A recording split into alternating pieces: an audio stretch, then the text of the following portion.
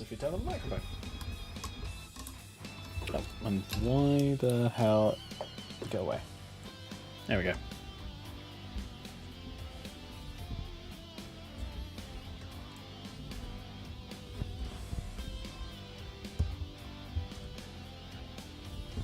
Alright. Should be good.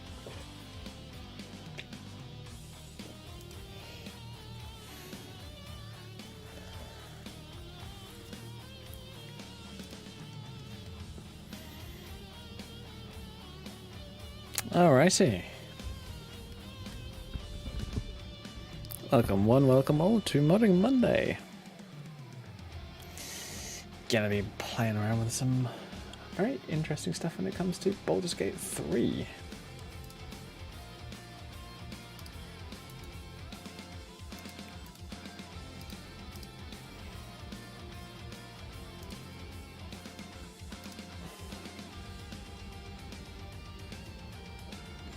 Alright, cool.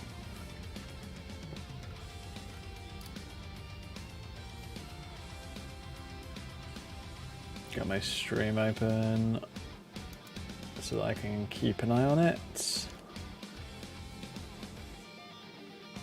It's actually harder to ban people through the restream chatbot, which is a bit irritating, but you know, it happens.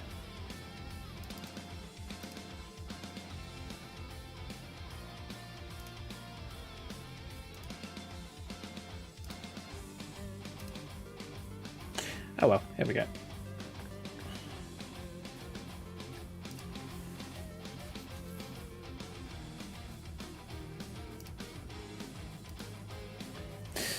So yeah, for those interested, well, for all of you, my stream timing was wrong on Twitch, so I have updated it, so it's now actually right. Hopefully people can actually catch the streams a bit easier now.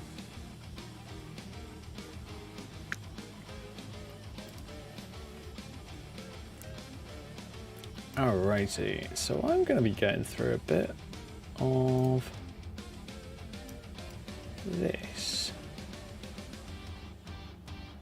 So, let me just minimize that. Cool. So this is a guide on how to install, well, how to make your own subclasses and that kind of stuff, which is really cool in my opinion. So I thought, you know what? I want to at least try tonight to make a new subclass for the game. As you can see by my my scroll bar, it's a bit of a big subject. There's a lot of different parts, and then of course there's a few people talking about it, which is great. Okay, it's about it's most of the page down to here. Wow, so discussion starts at like halfway down, thereabouts. Okay, cool.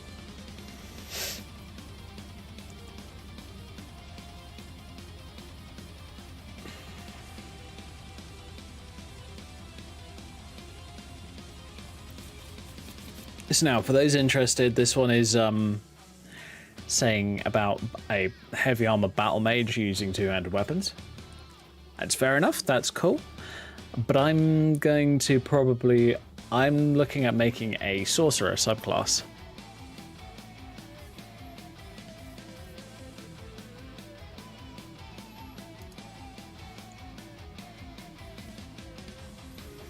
So what I'm probably going to have to do...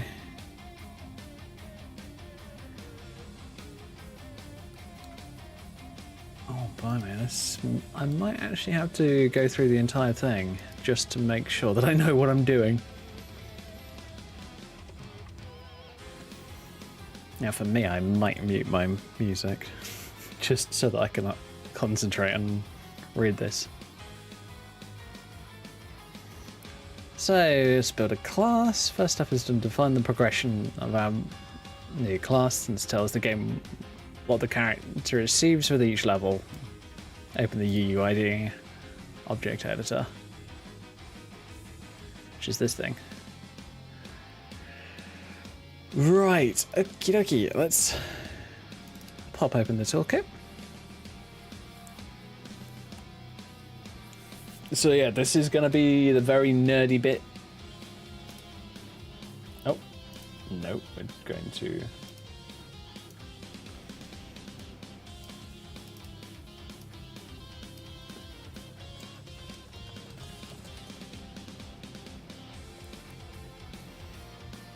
change that to that.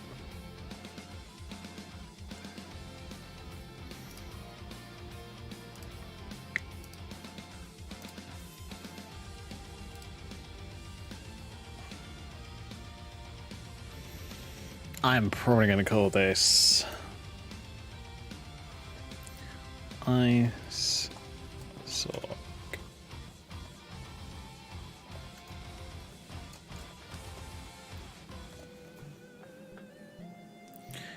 There we go, call it Ghost Ice Sock, because that'll probably be the easiest thing to do.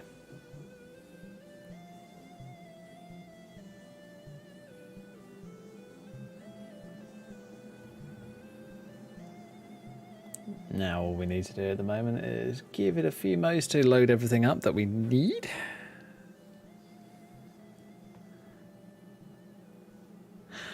Might take a bit longer than I might expect. I have no idea.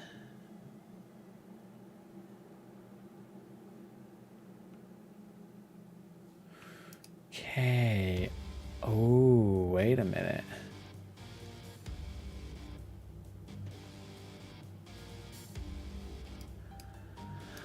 Oh, this is level editing, apparently.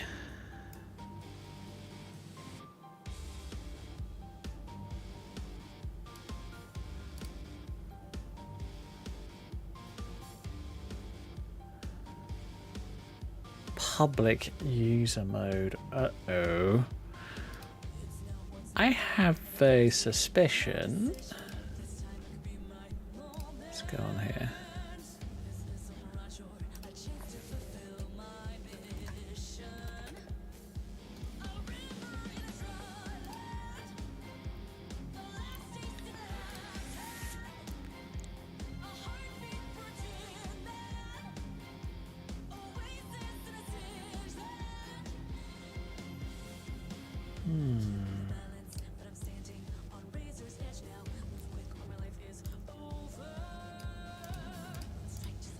What do we got?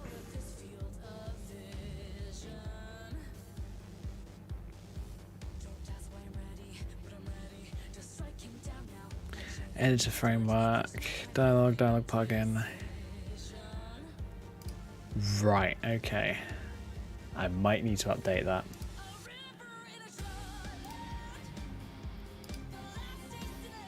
So, UUID object editor, which is what Till was telling us to have a look at.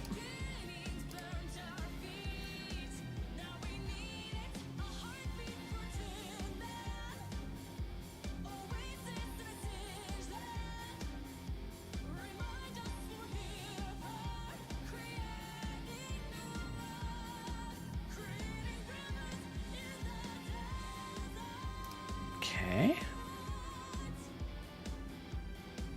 Ghost Ice Sock, here we go.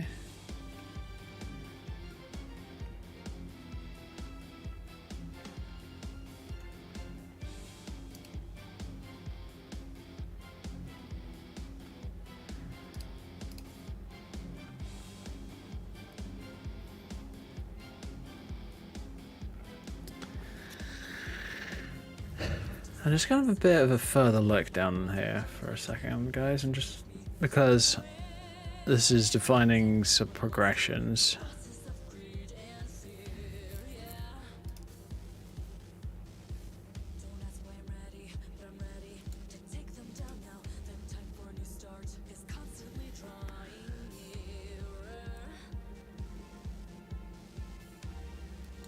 Right.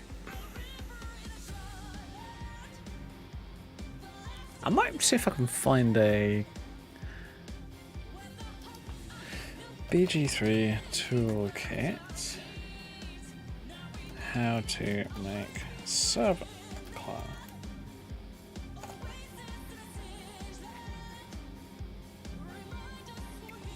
Here's the thing, this isn't the old method of making subclasses and all that lot. I want to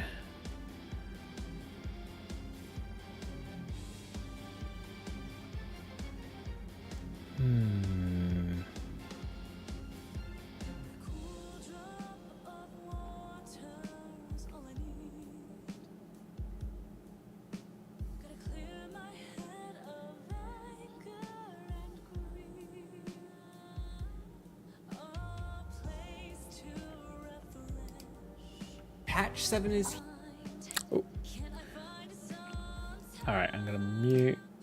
I'm gonna pause the music. here, and we can finally start producing Baldur's Gate 3 mods using an official modding tool rather than tedious text editors. This is Dr. Nada, and today we're gonna learn how to install the Baldur's Gate 3 modding toolkit, which you can use to produce your very own class mods, among other things. Cover how to do this alongside custom races, custom weapons, custom armors, and hopefully even custom audio. So subscribe and like the video to stay connected. Before we get started, I'm laughing because his character kind of looked like Raphael.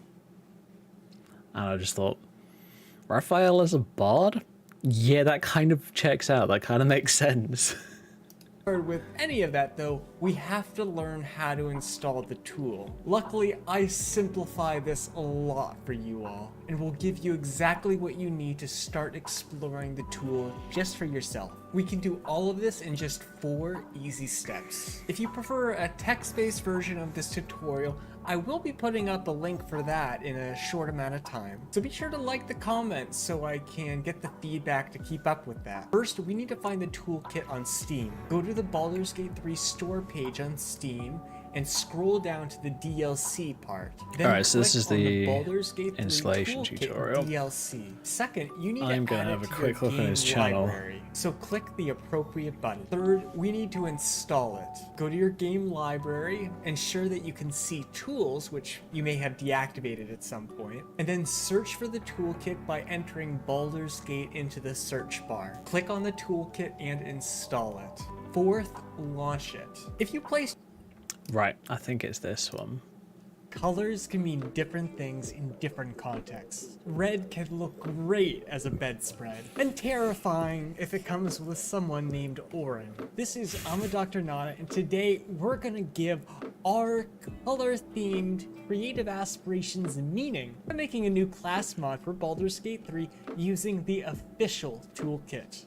You want this because it can make your game more special, and you can share it and maybe even become mod famous. I felt Hey, pretty Atus good Ghosts when 2 several of randomly my scrolled on Skyrim Twitch on mods my were phone cause I'm publicized bored on and came multiple across gaming your stream. websites. Well, I I also covered new stream and do class YouTube mods underscore in on a YT. prior I do video cute try on before the hauls and toolkit yoga. was available. The You can find official all my tools stuff on are YouTube so by much searching better. Fortunately, the SK8BA123 if process you of want to making chat a new and check mod me is and my pretty content similar out. to what we It's covered in And before, your so band. my Mute long-term for a special vid. subscribers, you won't have to learn too many new things. Like and subscribe because I'm going to be showing how to make Baldur's Gate 3 content probably for a while. Let's get started. Step 0 is already ready for you. Install the My god.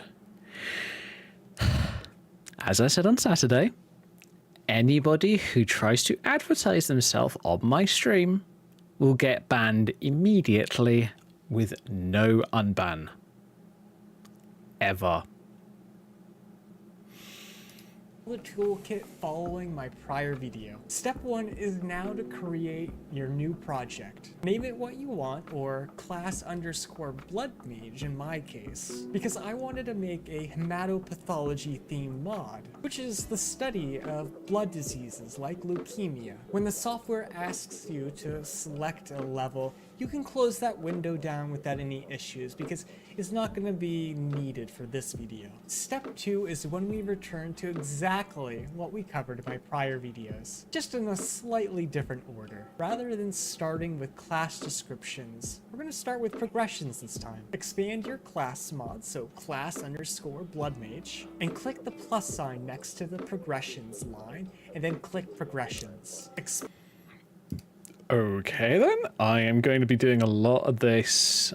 There's going to be a lot of pausing, there's going to be a lot of figuring out how to do this, so progressions, there we go, got that. Expand the folder and double click on the entry to open it up. Enter a name for your new class and then press tab to save it and generate a new UUID. Then set the level to 1 and the progression type to 0, making the entry apply to level. Whoa, go back. Yep. Double click on progressions, cool. Yep, I'm in there. And we're gonna call this, I don't know.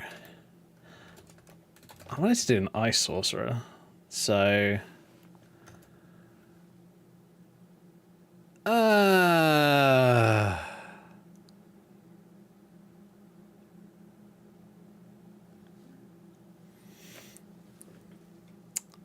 possibly Arctic? I don't know.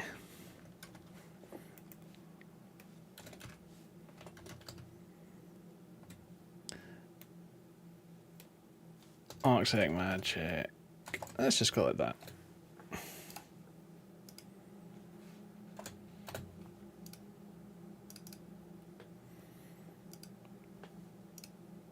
Expand the folder and double click on the entry to open it up. Enter a name for your new class and then press tab to save it and generate a new UUID. Then set the level to 1 and the progression type to 0, making the entry.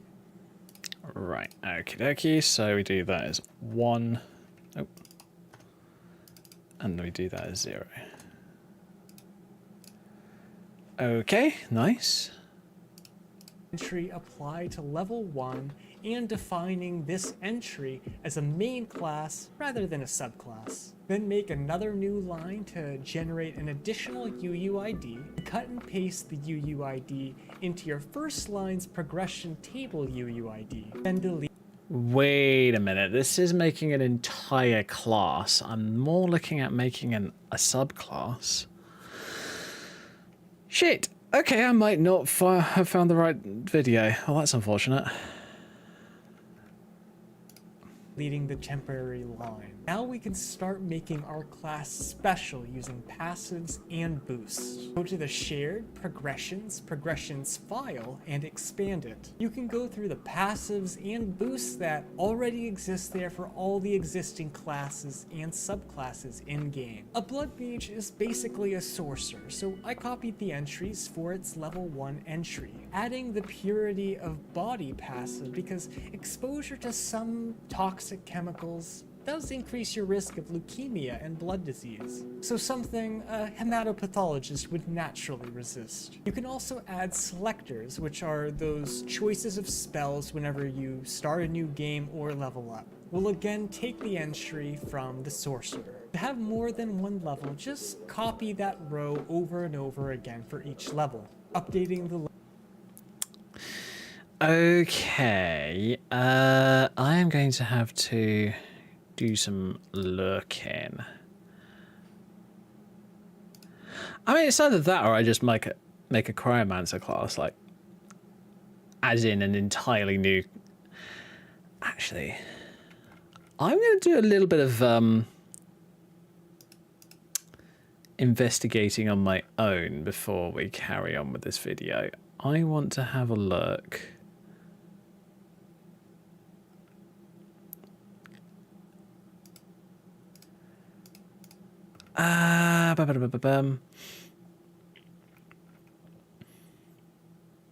Shapeshift sound spell. Ooh, spells. Sounds interesting. Ah, alright, cool.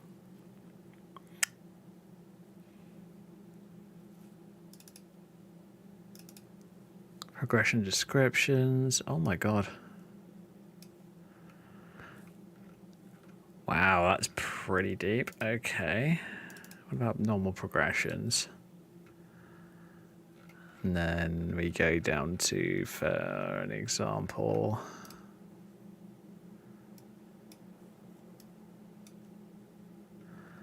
yeah, you got different schools, NPCs, multi-class stuff.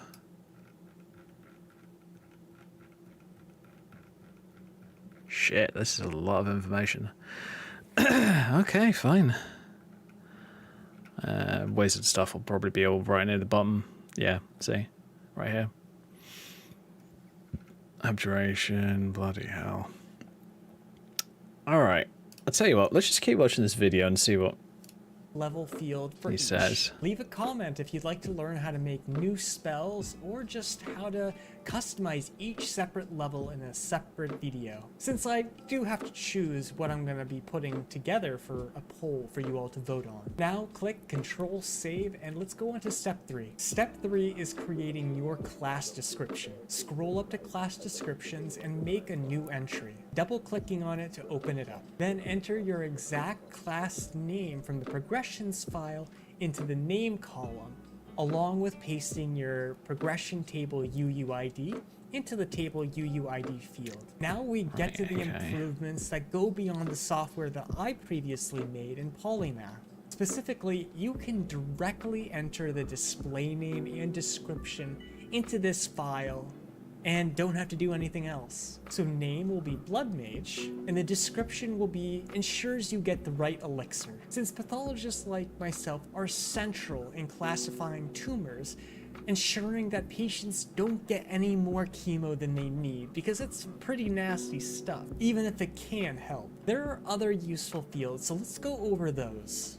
Scroll over and select the primary ability and spellcasting ability using the drop-down button. Okay, so we're going to cool. obviously choose intelligence. Now let's just quickly zip through some throwaway fields. If you want me to spend more time on these, let me know in the video comments and I can make a short video on them. Set learning strategy to all children. Must prepare spells to no. Can learn spells to yes. Character creation pose to what's set at the top of the screen and will be available in the text tutorial very soon. Base HP and HP per level to what you want. I'll tell you what, I'm actually going to go back to his other video. Sorry about this, folks. Because if you placed your Steam library in a custom location like I did, you will need to set a custom data path. So open up your yeah, okay, cool. I'll show how to use this awesome tool. I'll show how to make the red blood cell class in my next video, which will be blood themed, and you don't want to miss it at all. Blood is actually pretty complicated, so simplifying it will fit in thematically. I have been waiting months for this mod kit, and I'm so glad that I'm going to finally be able to show you all how to use it. Installing it is just the first step in making some amazing things, giving you even more opportunities to unleash your creative passion on this very solid game. Thanks for watching, and Starship out. You do not lie, underling. What I did is data folder of the screen for your own reference. Also liking the video and subscribing so you can learn more about how to use this awesome tool. I'll show how to make the red you know what? Modding BG3. How to make sub.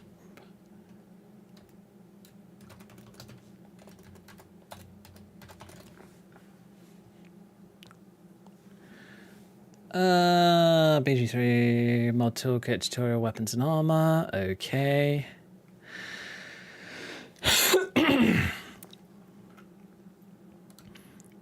Okay.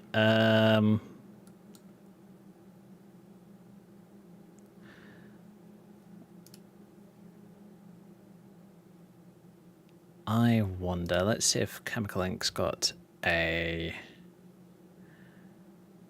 How to make a spell, weapons and armor. Shit, okay, they haven't got anything when it comes to subclasses. Okay, fine. Looks like I'm gonna have to continue with this guy's other video. Shit, my bad. Sorry about this, folks. I'm bouncing backwards and forwards because I'm trying to get to a point where I want to be at. Common hotbar columns to 9, class hotbar columns to 5, and item hotbar columns to 2. Save the file and we are ready to test. Well, you can test your mod directly in the toolkit. We're gonna jump straight to testing it in the game because you have to package it a certain way for it to work when you ultimately share it anyway. On the toolbar, go to Projects and then Project Settings, then Publish Local and save it in an accessible location. Then move the pack file into a folder, zip it, and then you can drag the zip file directly into Vortex or another mod manager. Then launch the game, start a new game, and see your new class. It does not yet have a class icon, which will be the topic of another video. Making mods for Baldur's Gate 3 using the official toolkit is different and better in several ways. It does take learning a slightly different set of skills, like reading bone marrow slides when evaluating for blood conditions for my job. Like and subscribe to stay connected with increasingly complex tutorials here on my channel, with my next video showing you how to make custom races, with a poll coming after that on what we should do next. Let me know what you'd like to see in the video comments so I can pick the best choices for that poll. Thanks for watching and Starship out. Lae'zel has... Right, okay, that doesn't look like that's of much help, at least for the time being. I mean, it's great if you want to learn how to make a proper class, but I'm after the subclasses. That's the part that I'm most interested in. So,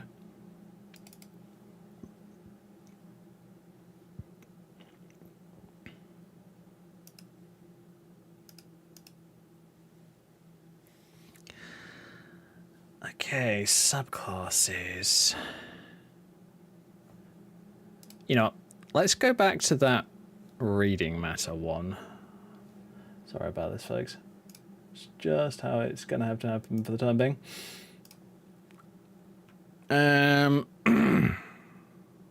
All right, here we go. Adding subclasses, here we go.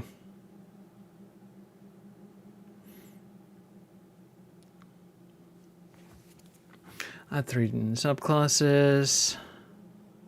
Use the UUID and table UUID and copy. Oh, wait a minute. Class descriptions.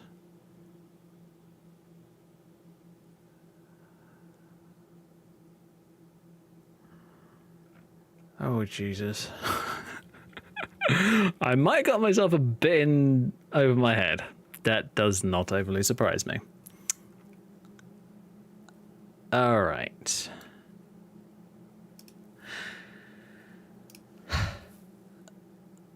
I might just cancel this in a moment. And, well, what I'm trying to do here is I'm trying to read how the okay, I'm trying to figure out how the game actually class descriptions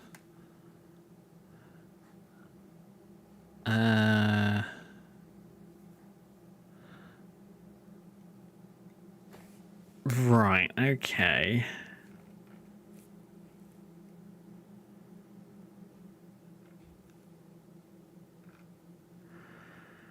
So I guess I would have to make a new class description and have its parent UUID as the sorcerer. Okay, I could do that.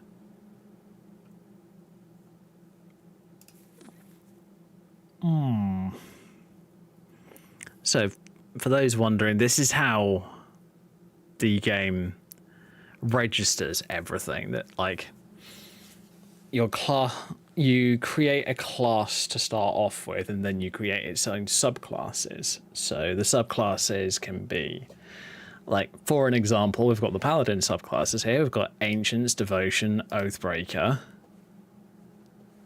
And I'm pretty sure there's even more subclasses than that for the paladin.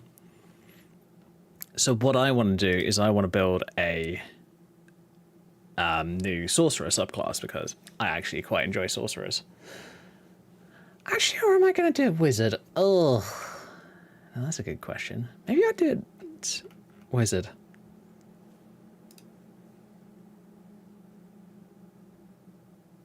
No, don't save it. Tell you what.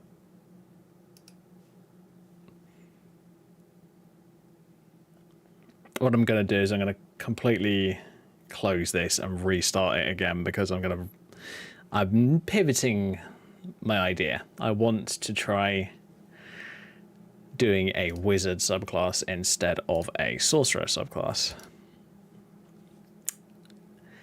Now, basically, what just happened is I've just cancelled the entire project. I basically told it I don't want to do this. I don't. Here we go. Just delete that. Yep. New project, and we're going to call it Ghost underscore cryomancer. There we go. Hit create. Let it do all the creating that it needs to do.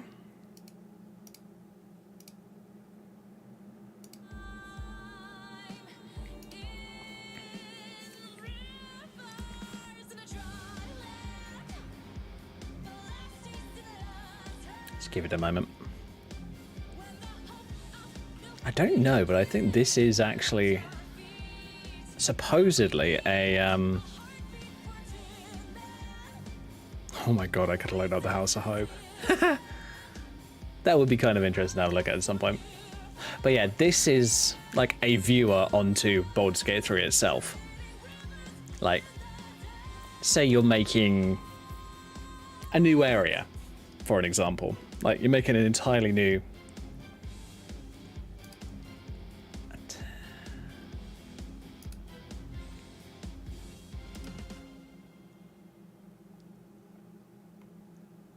Oh shit, oh that's useful. It's got an auto-save feature. I highly... If you're working on something big and then you're not sure whether it's going to be able to save everything before like a possible crash, turn on auto-save. For God's sake, it's such a good idea with those kind of things. So what I'm going to do is I'm going to go into Ghost Cryomancer and we're going to go to class description. I'm going to make a class description.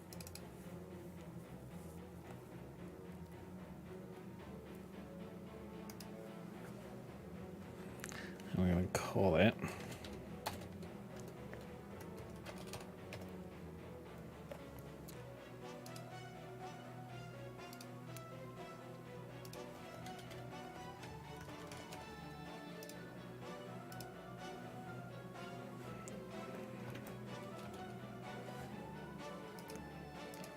there we go.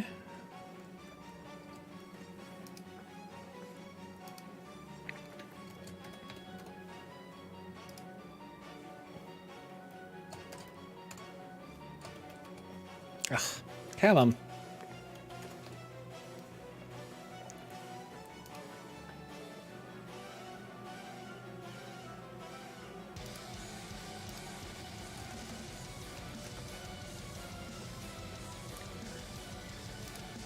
I'm going to do this in the way that I'm used to doing things.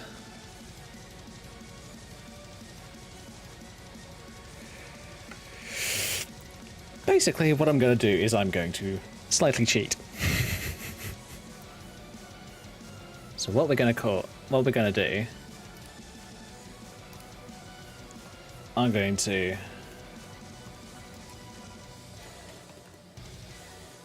oh, don't do that.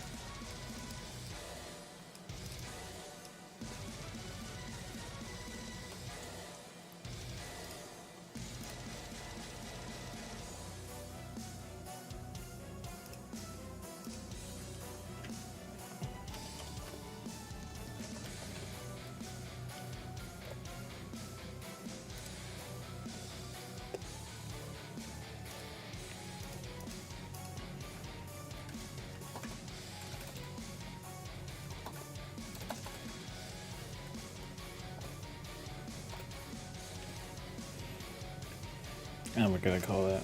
Oops.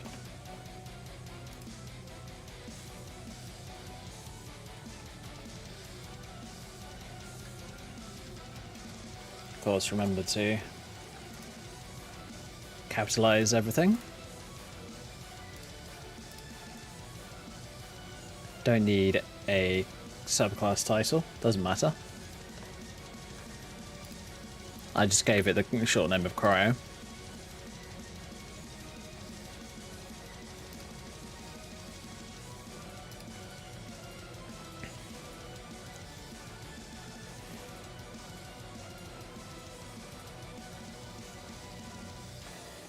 I don't know. What are we going to put in here? I don't know.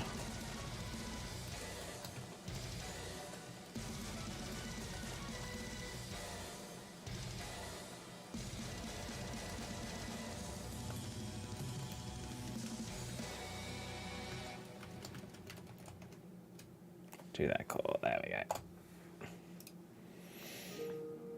And the progression table is probably going to be the same as the evocation one, is my best guess. Okay.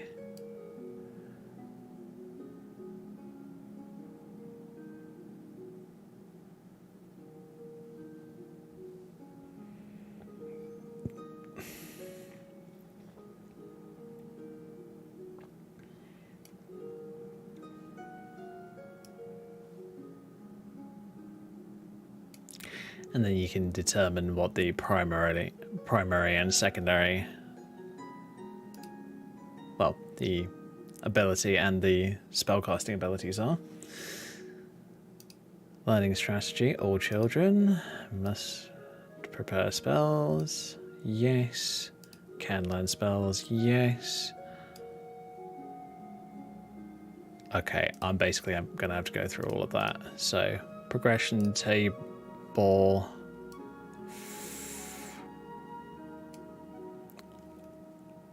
Just to make sure that it works, first off, I'm probably just going to copy the evocation one.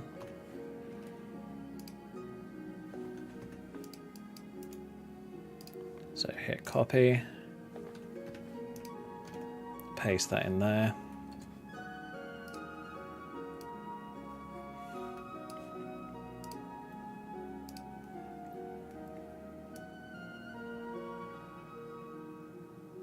Sound class type wizard.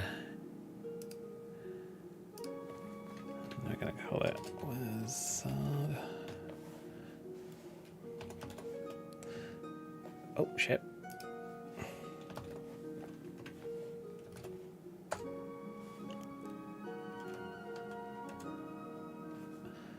Okay.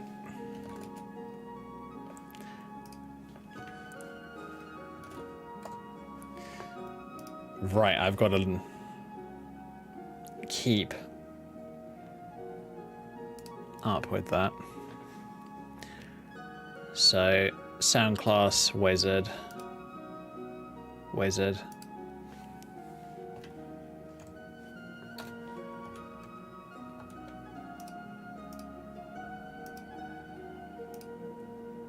I don't know why it's doing that.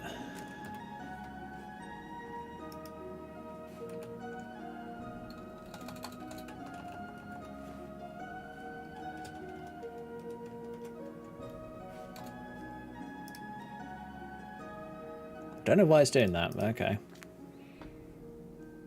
Oh, because it does that on this. Oh, right, okay. So learning strategy, all children. Okay.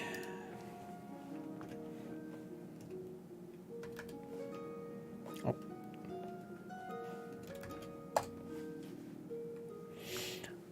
I'm used to pressing tab and it automatically filling in the field with what's been highlighted. For some reason, Larian programmed this so that it doesn't do that. And that is tripping me up a little bit.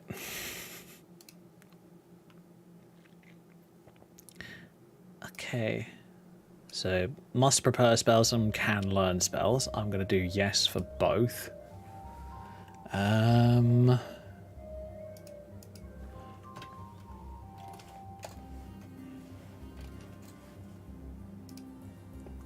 tags. Doesn't have any.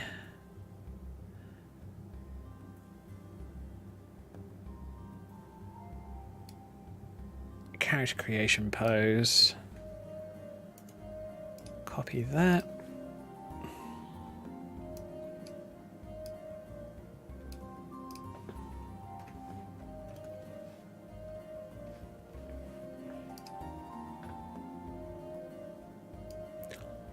Wait a minute, the wizard base HP is 6? Oh, balls, that's a bit low. And then, of course, as this is a subclass, we don't need any of like the HP stuff.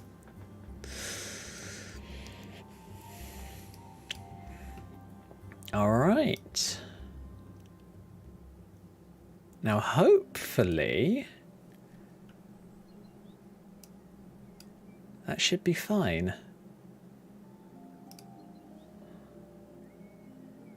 Save all. Save tasks. Ghost Cryomancer. Oh, cool. Looks like that's done it. You know what?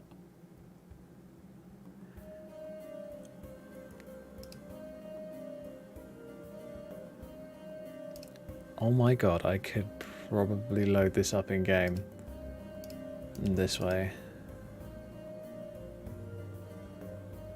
Genome editor, material editor. There's a material editor in here? Holy shit, that's cool.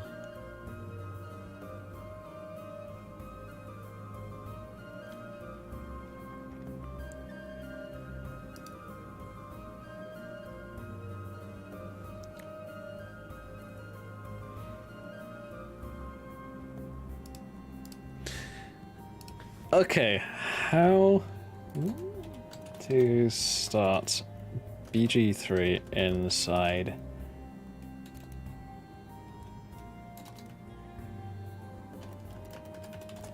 toolkit. Here we go.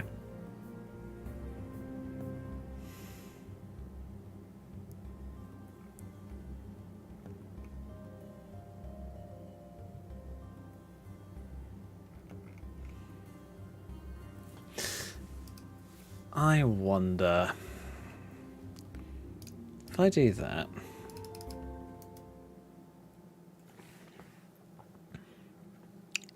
I wonder, can I? Where is it?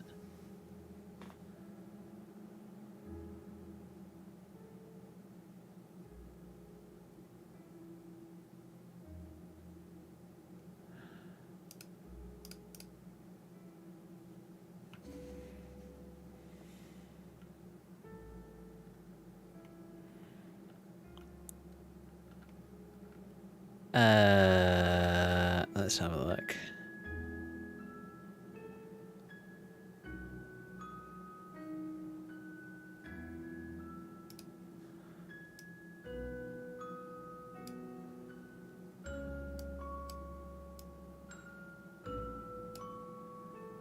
Test level. Interesting.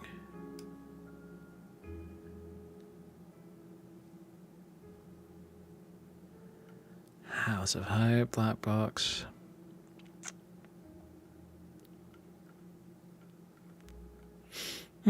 Okay, cancel.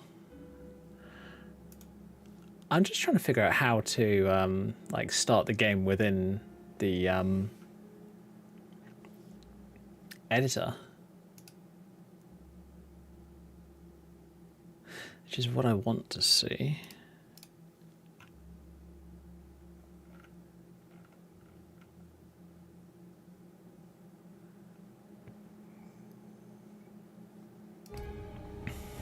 Okay, so I was having issues finding the... Okay, maybe not.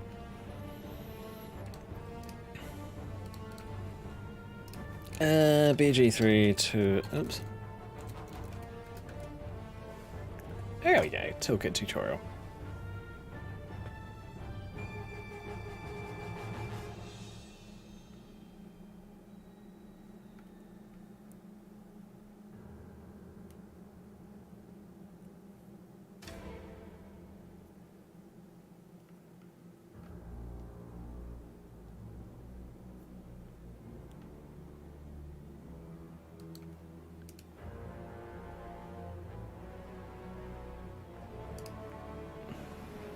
Alright, in this video I'm going to show you how to change the equipment NPCs have and how to add items with the toolkit for Baldur's Gate 3.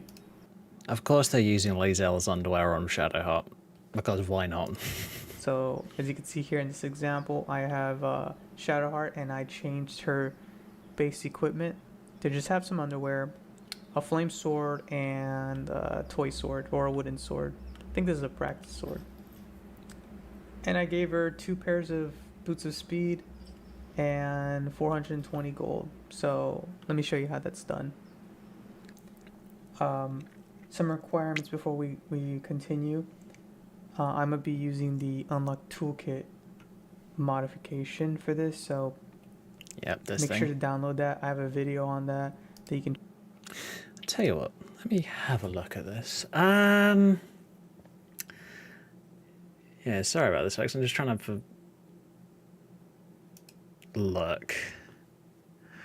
I wonder.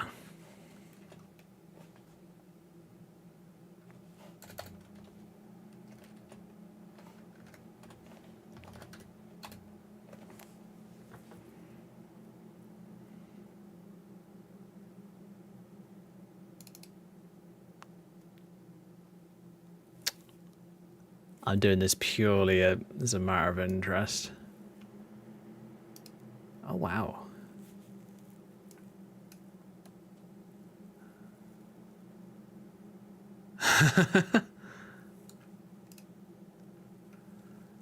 Oh, wow. Okay. That doesn't look like it loaded properly. Oh, well.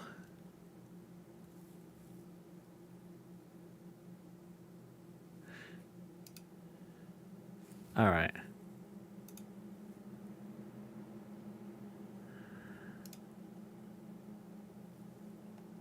It looks like what I might have to do is go to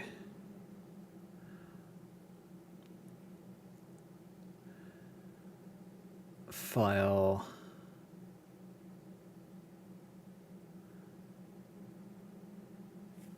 There should be like an export.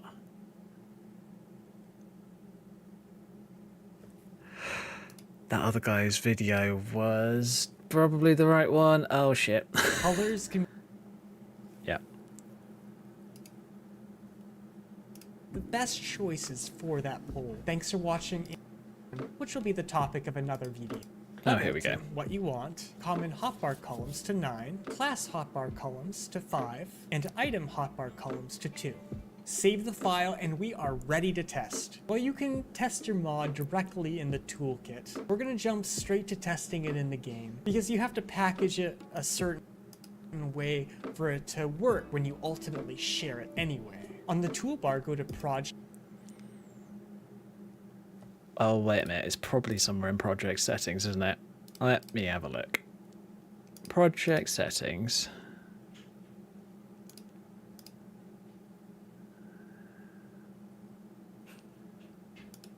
Dependencies.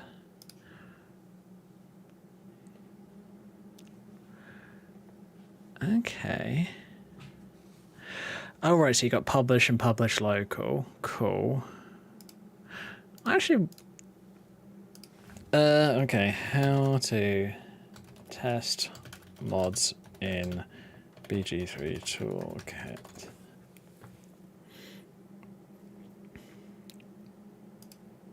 In the last video, we looked at the camera, and if you haven't seen that, you need to go take a look because camera plus WASD movement makes this game feel like a totally different game, and don't worry, you can...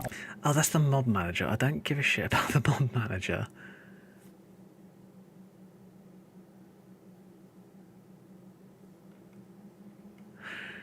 I mean, here's the thing. If I can't figure out how to set this up in the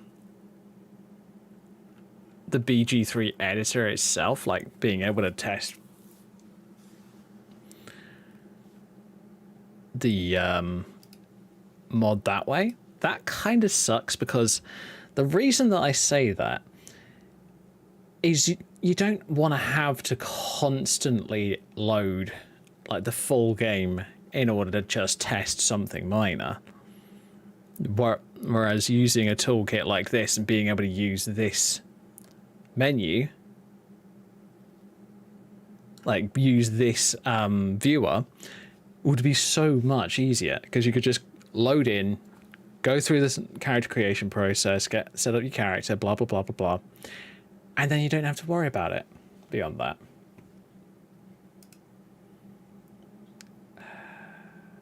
Game camera.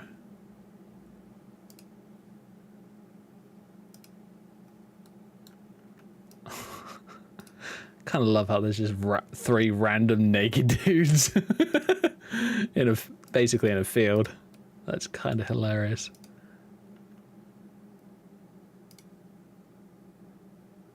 Oh my god, I could get him to attack the other one. Okay, that's hilarious. That's kind of cool. All right.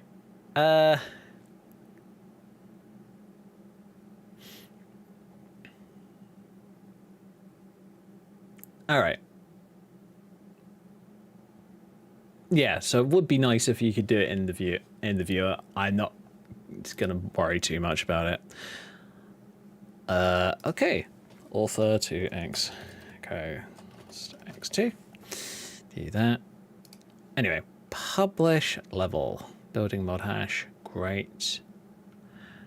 This is going to be Ghost Cryomancer. I don't know why it wants to give me a massively long pack name. Now, I'm going to go and dump it into one of my desktop folders. Come on, you. Thank you. BG3, and I'm going to go new folder, Ghost _ Cryo Mancer.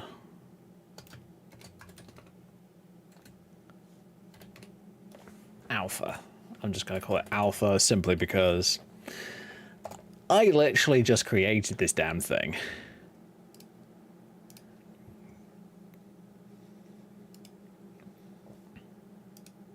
All right, so now that we've done that, minimize that and that, it will be for those. All right, so we go into here. There you go, there's the pack folder. Now what I'm going to do, bearing in mind I use 7-zip version rather than like any other zip program, so I just add it to a zip folder. There you go, Ghost Cryomancer Alpha. There it is. And what we do is I just drag that into there, let it import, Ghost Cryomancer Alpha right there. Do all the elevating stuff that you need to do with Vortex. It's basically just telling Vortex, hey, I want to shove these mods to the game. Do it.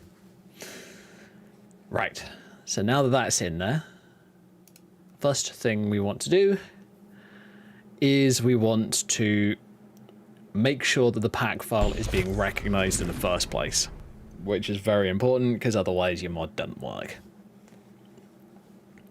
And the simplest way of doing that, at least that I know of, is what I will show you in just a sec once the game's loaded.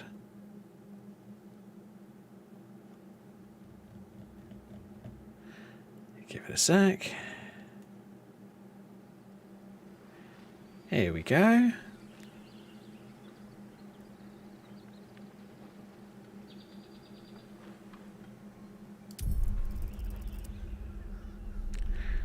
What you want to do is, for those of us who use Vortex and other mod managers a lot, this really doesn't overly matter. But sometimes it's just a good idea to come into the in-game mod manager, go to installed, and it should be right at the bottom. There you go, Ghost Cryomancer, right there. Load game. I'm gonna, fuck it, let's use my Cassie character because I don't want to fuck with the other one. I want that one to work. I don't give much of a crap about this one because she's brand new.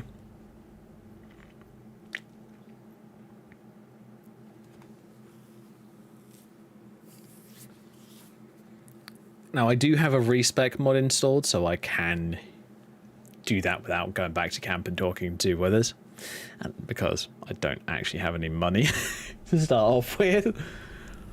Oh, maybe I should do that for the noble start. Maybe I should make it so the noble start starts off with a certain amount of money. That might not be a bad idea. Because let's be absolutely honest here, guys. Illithids don't give a rat's ass about money or anything like that. They give a damn about creating more illithids. Now, I'm not going all the way up to... Aha, this is where I was going. Just gonna get this sorted. Grab the shovel. They're shouting up ahead. We should check it out, but be careful. Grab that. You know, let's do this in camp. It'll probably be easiest.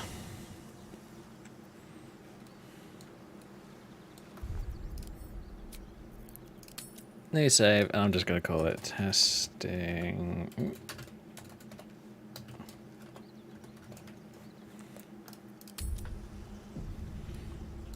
Save that.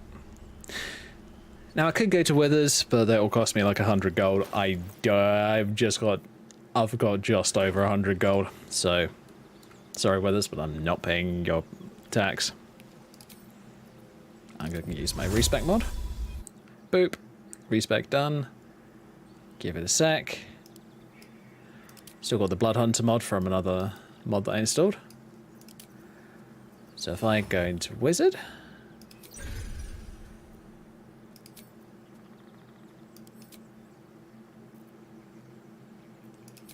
Interesting.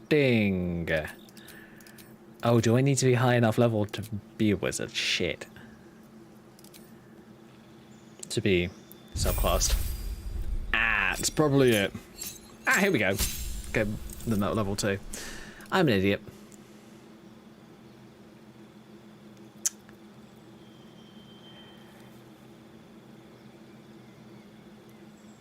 Okay, it has not shown up yet. So I've got evocation. Pick up a couple of frost spells, why not? Right, okay, that's not working that well. Oh, shit.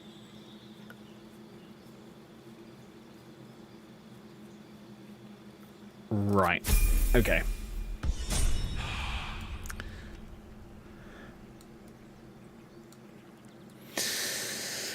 Okie dokie, I'm gonna quickly try this on my other character because I have had problems in the past with mods. Don't worry, I'm not gonna fuck up the save, I'm just literally going to respec her and check whether it pops up on that. Hopefully we won't have a problem.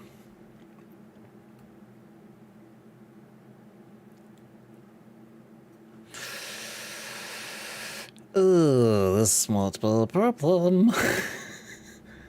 I might need to sort out the progression thing. Right. Same exact thing. And for those wondering, yes, I have changed my character's appearance a bit. This is also her new outfit, for those interested. So, what I'm going to do is I'm going to go Wizard. Don't overly care about abilities, but let's just say we're going to go for that, and we're just going to go for all icy spells and chromatic orbs and all kinds of stuff. Cool, confirm. Now we're going to level up again. Okay, it doesn't look like we have it. Oh, that's unfortunate. Those are level 3.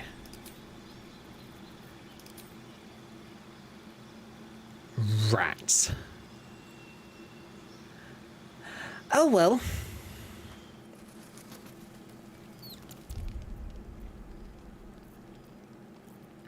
I wonder if I go back to the main menu. One other possibility. It might not show up until I like start a brand new character. It might just show up on the front screen. I have no idea. I don't know how this works, particularly at least at the moment. Right, give it a moment. Yep. High elf, bloody bloody blah. Go down to wizard. Got your cantrips, got your spells, got your backgrounds, got your prepared spells. Okay, no, we do not have it. Oh, that's unfortunate. Right. I want to say...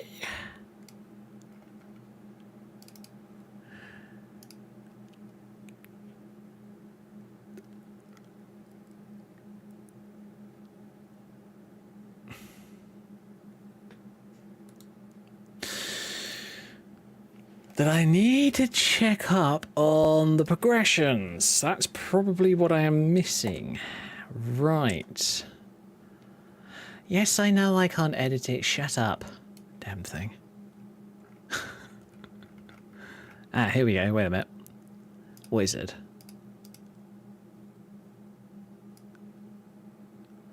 Wait a minute, what's this? Action resource stuff. Okay, fine.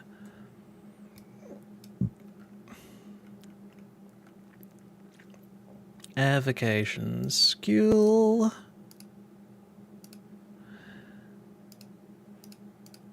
Okay then. I think I might have to do a bit more work on this in order for it to do anything in the form of popping up.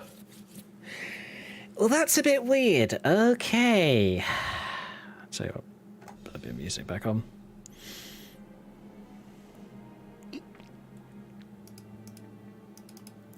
Oh shit, you got the origins. Oh, cool. Looks like you might be able to make entirely new origins. That would be kind of cool.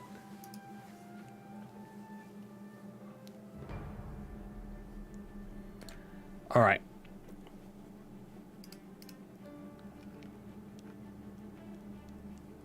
I believe that what I'm going to have to do...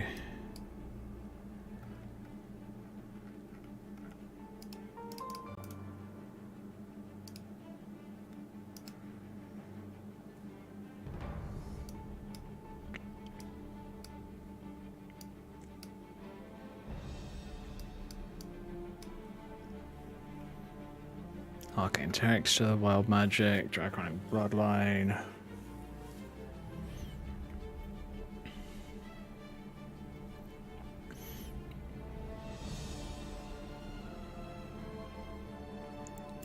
Right, okay,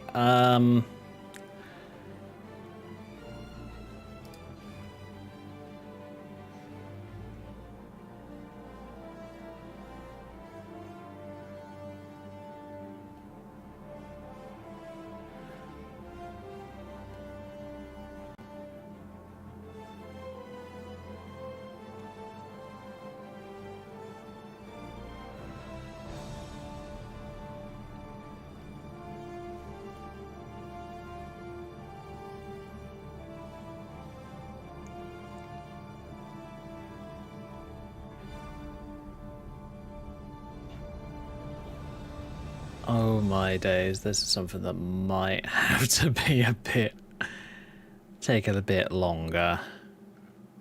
Oh boy. Yeah, I think that it's not nearly as easy as I was hoping. Well, I'm not overly surprised, I have to admit.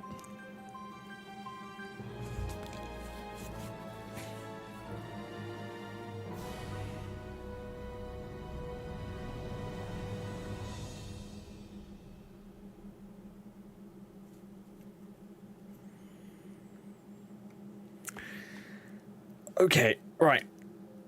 So I need to create the progression table first of all. Absolutely fine. Let's get that done. Progression table, progressions. Add that in there.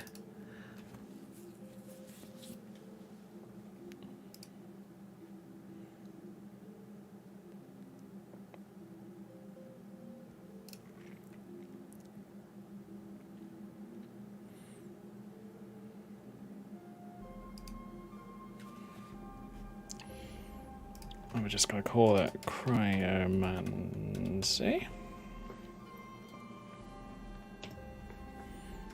Level 1, progression type 0.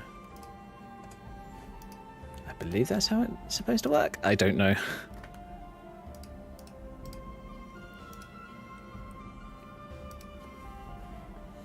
Oh, wait a minute. They don't have okay, never mind. Wow, I am being stupid, clearly. Oh, no, no, no.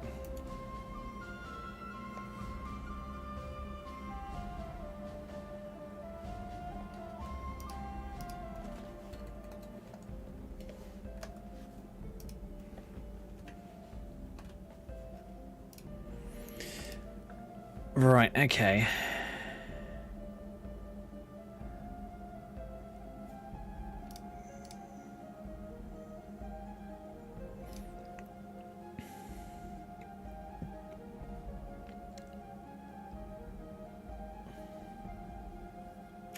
Use the UUID/table UUID copy trick to give each of the new subclass.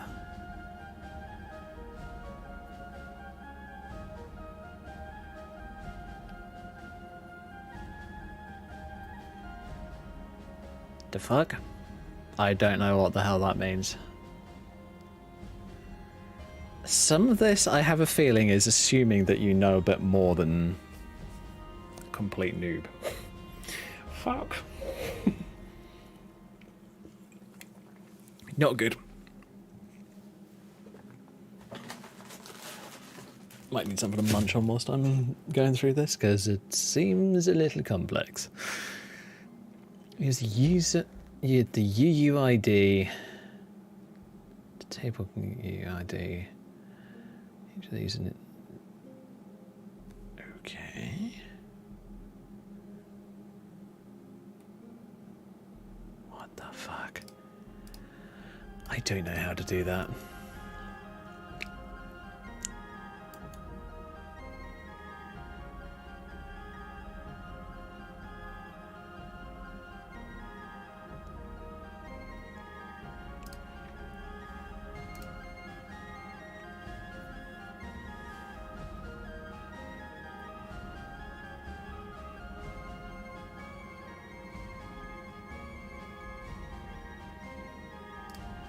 What does it mean? Just copy paste?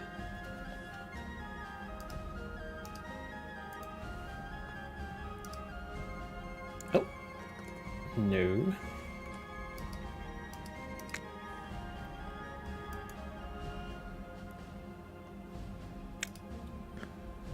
I do not know what the hell this means.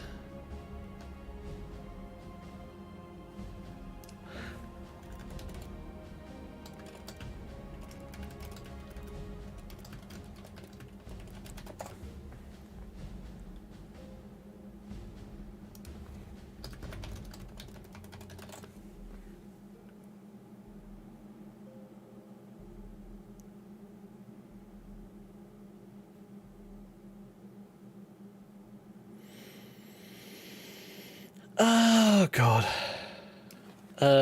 Create new UUID.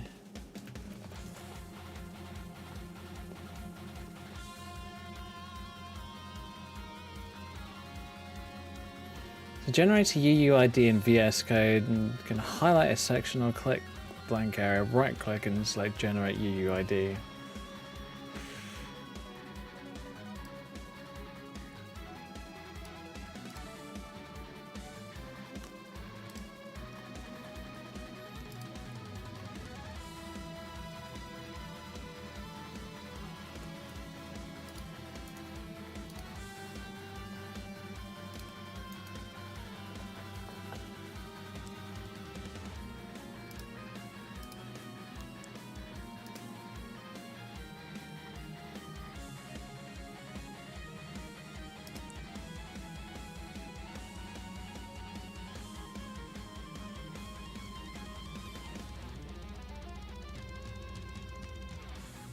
I do not understand what the hell that's supposed to mean.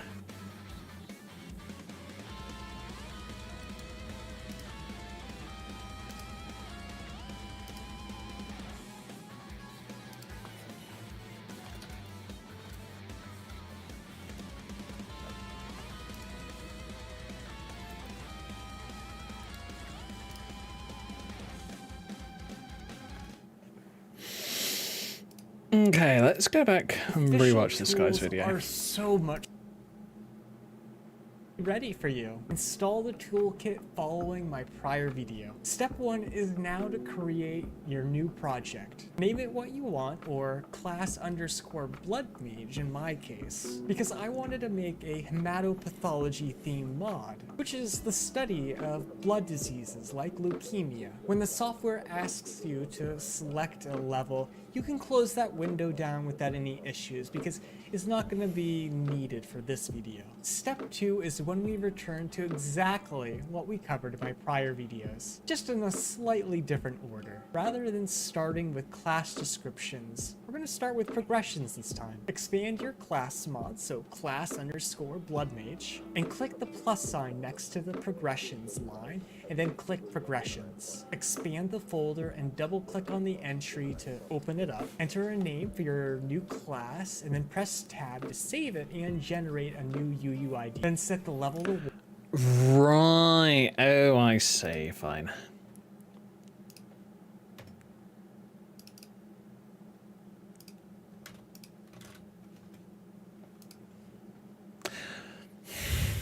Wow, I feel dumb. I feel very dumb.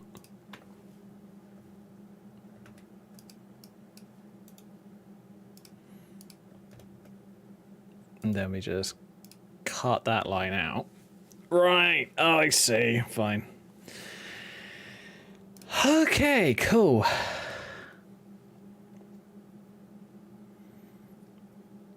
Yeah, because you basically create a new one underneath it. It gives it its own UUID. You copy that, you paste it into this pot.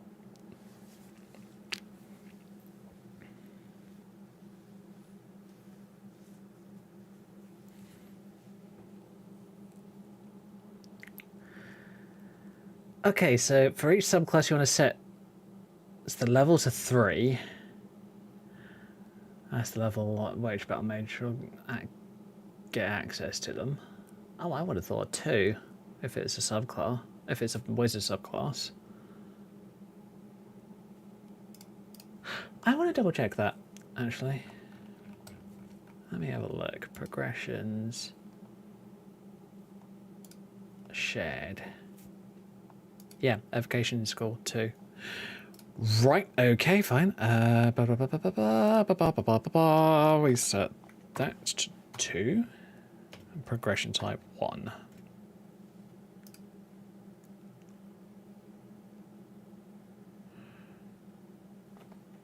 Right, okay. Wizard, chromancy, blah, blah, blah, blah.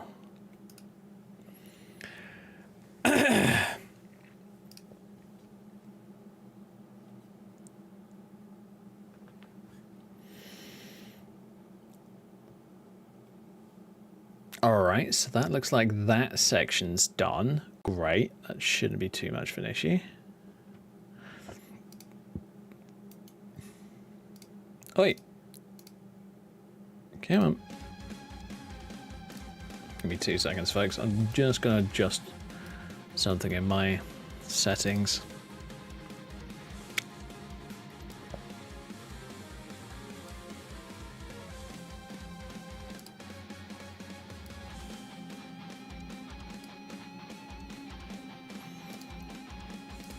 Saying, oh, wrong one.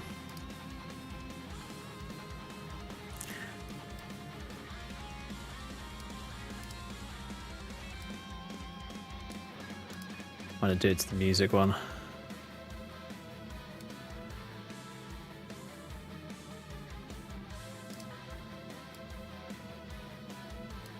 There we go.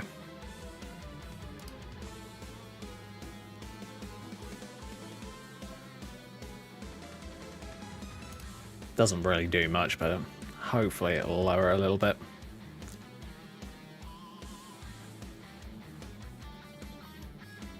Okay, so then we go to the class descriptions, which I think I've already done.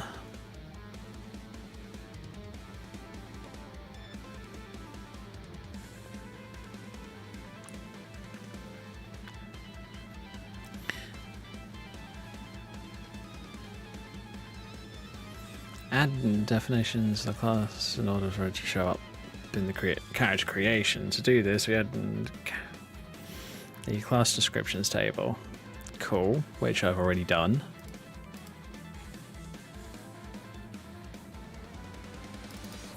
Right here. Oh, wait a minute, that's... Sorry, that's not the right one.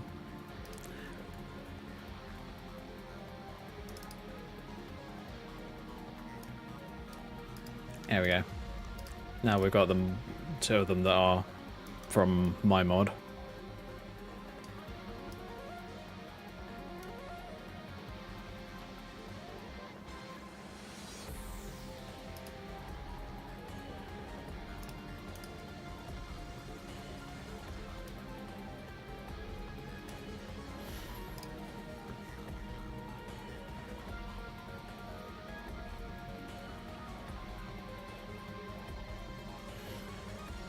As always, we want to still filling out the name, the name, progression, battle mage, blah blah blah. Into progression UUID column, copy over the main class table UUID. Okay.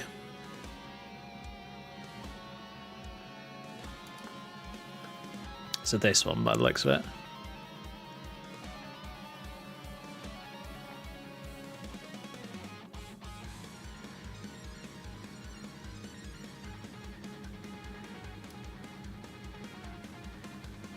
And yeah, copy over the table UUID, so this one.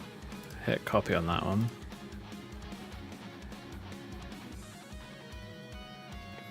And put it into progression table UUID. Right, okay.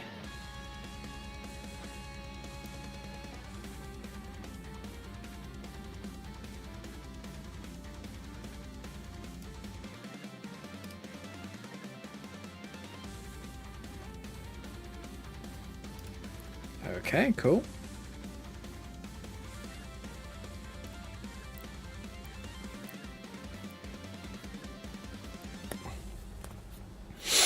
So yeah, this is going to be, as I said before, this is going to be slow. Because, you know, this is just how it works. When you're, like, when you're first learning something like this, you definitely need to go slow, be methodical, and make sure that you get it right. Because otherwise, you're just going to get pissed off at yourself and you're going to give up. Which is why I often suggest whenever you start modding, start with something really simple. Simple. It's honestly as easy as that. Just try something simple.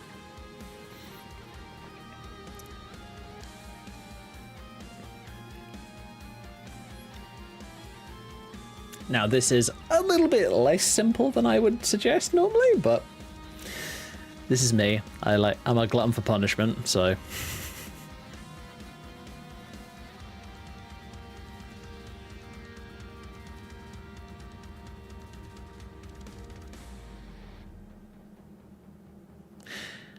So this is going over what we did in the class descriptions earlier.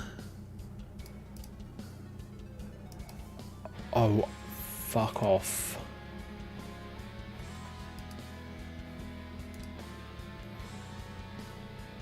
Grammarly is going to be annoying for this. I actually need to... Where are you? Oh, Grammarly, where are you, you little git? Here you are. Block list.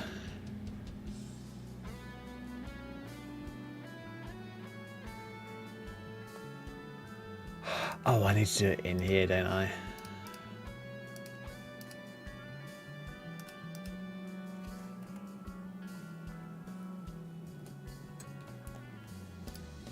Never mind, I'll just ignore it in a moment. Alright.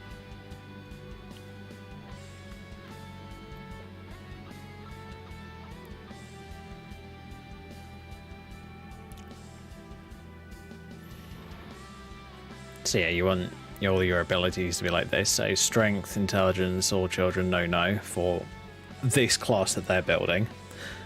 Bearing in mind, I'm making a wizard subclass. So I'm going to copy everything as wizards already have it. So it's going to be intelligence, which is these two. All children, yes and yes. Because that's how it's set up for normal wizard subclasses.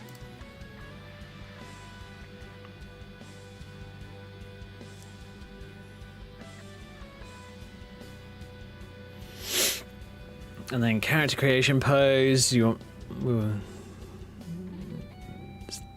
want that all classes use.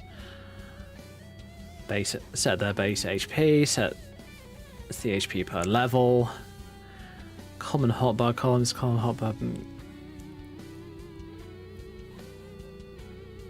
Class hotbar columns and item hotbar columns. 9, 5, and 2. I don't know what they are for.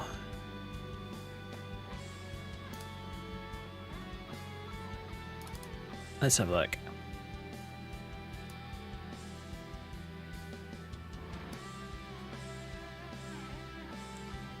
Because, you know, I'm looking at wizard and all that lot. So with wizard,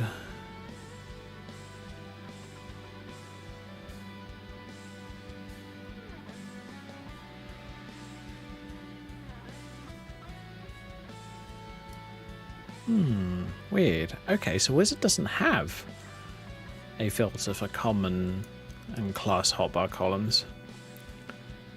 Okay, fine. Alright, so I'll leave those blank, I guess. And then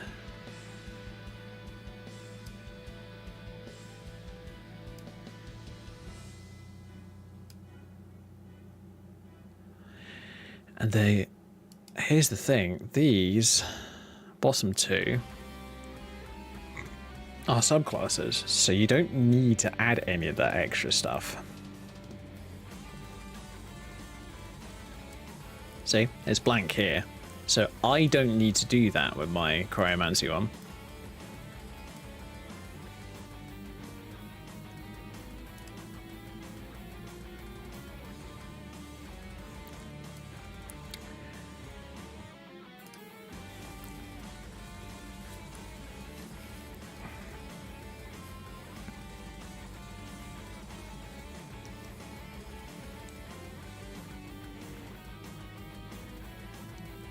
Okay, multi-classing, here we go.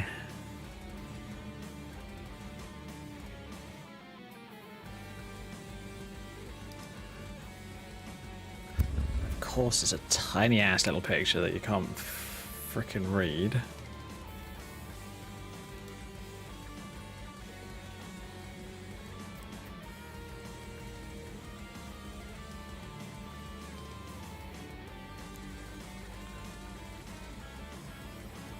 If you want your class to appear as an option for multi-classing, you'll need to add an extra row to the character descriptions table.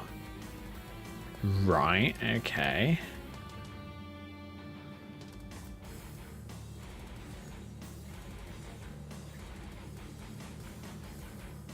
I do prefer it if these can actually be shown fully. It's kind of annoying when you can't. All right.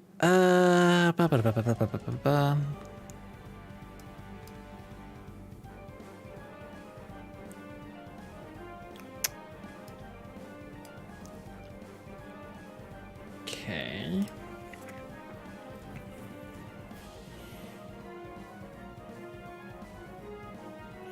If you want your class to appear as an option for multi-classing, you'll need to add an extra row to the class descriptions table. Under the main battle mage class, add a new row. So it will be a secondary level 1 that will act as a multi-classing progression. Everything can be identical to the original level 1 row, except the UUID and his multi-class should be yes. Right. Okay.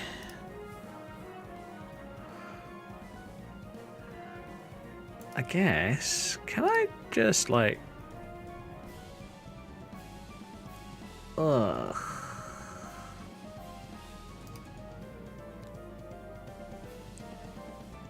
I was hoping that I could possibly. Oh.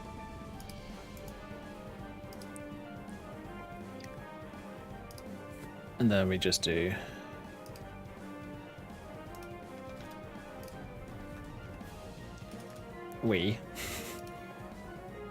To copy that.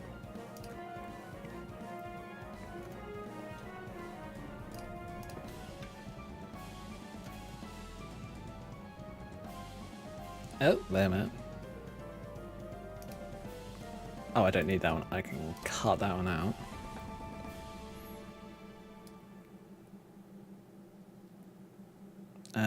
Bloody hell, where is it?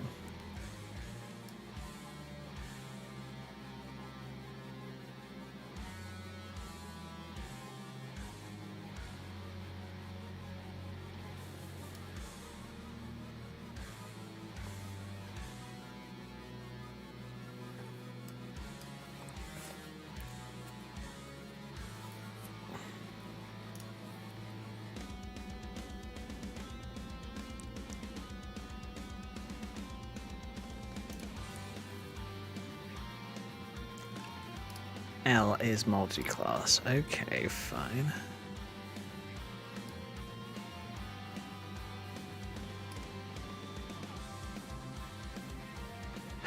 Oh shit, that's the wrong one. Or is it? Yeah, that looks like the wrong one.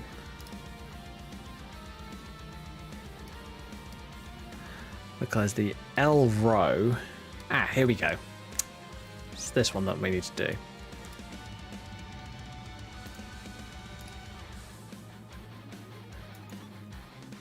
No.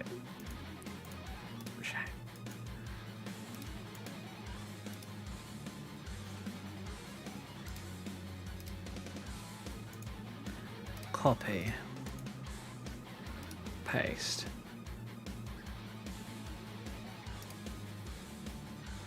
UUID must be different and is multi-class should be yes. Right, okay. Oh, the UUID is definitely different. Okay, good. And that should be yes.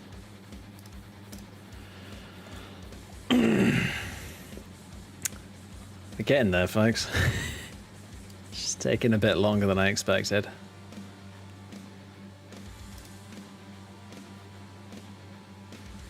Maybe I should download that auto level mod.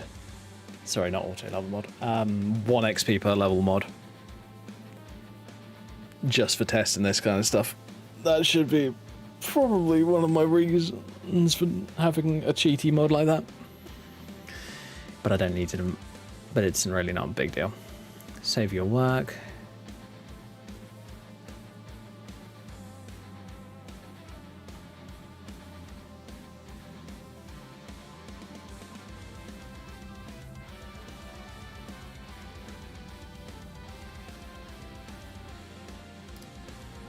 Okay, file.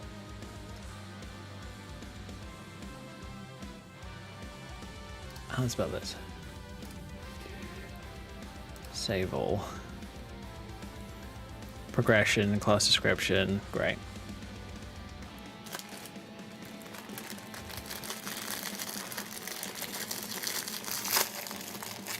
Looks like it's done.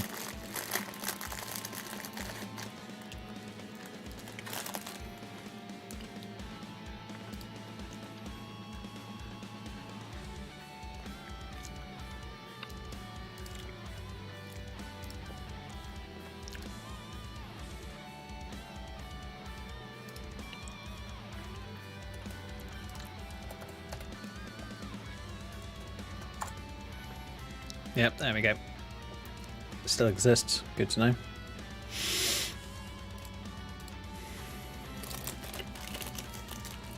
Jesus, this is good.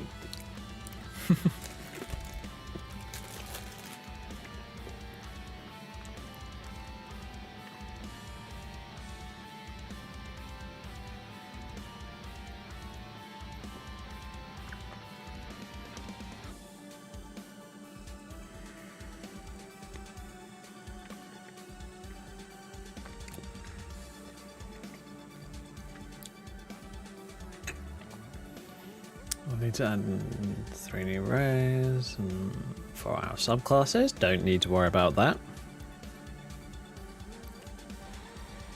Because literally what I've just done is I've literally just made the subclass.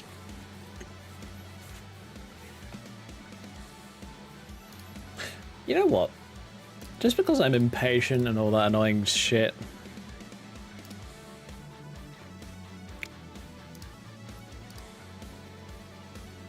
Yes.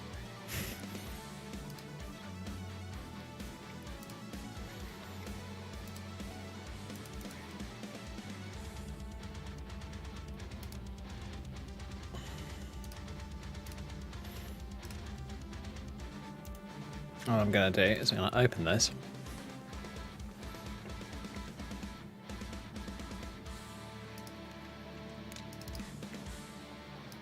There we go. Yep, literally saved just now. Copy to there, replace. And I want to see if this even shows up. If it shows up, great, then I'm fine with it and I will carry on with the tweaking. But if it doesn't show up, then obviously there's an issue and I need to sort it out.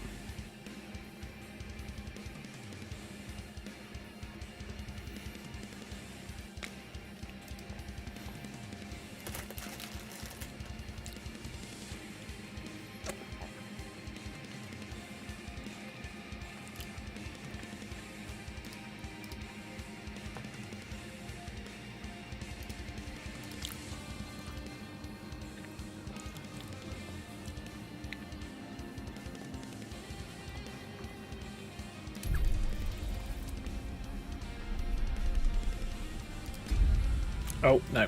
We want a level 2. Because it's a subclass. So, let me just load up the camp.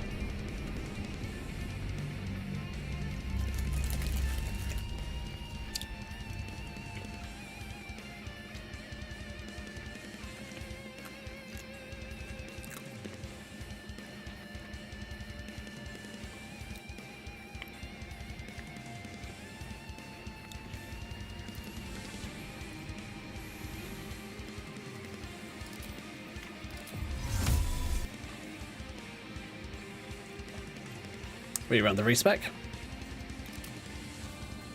Going to wizard. I'll go for that, and I'll go for that. And then we'll just do that, do that, do that. Bearing in mind, I'm just putting those in randomly for...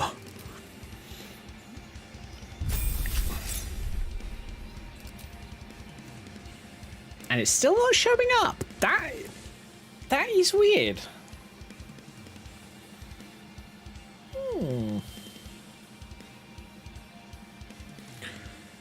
Okay, I think I'm gonna have to do some...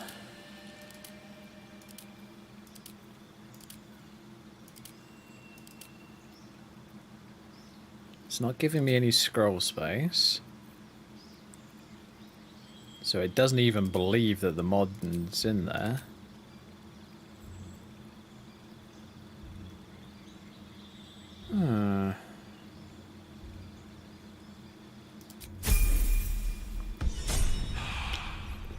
That's not good.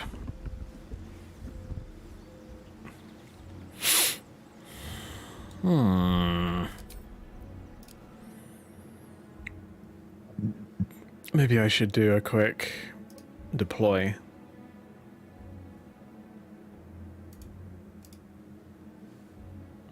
BG3, you better not be still running. You're not. Good. Well, at least you're not like some games. Skyrim, I'm looking at you.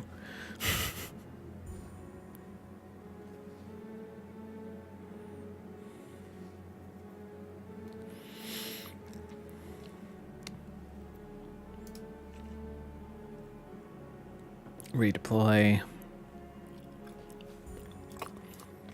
Alright. I think what I'm going to have to do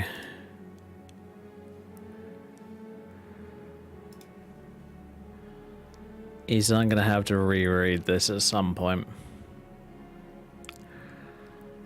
Now, I don't really...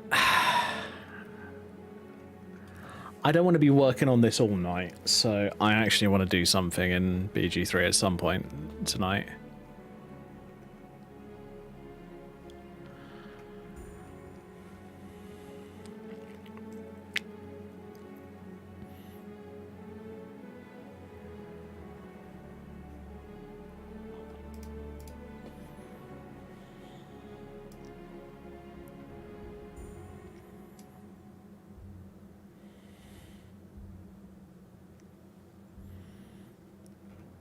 All right.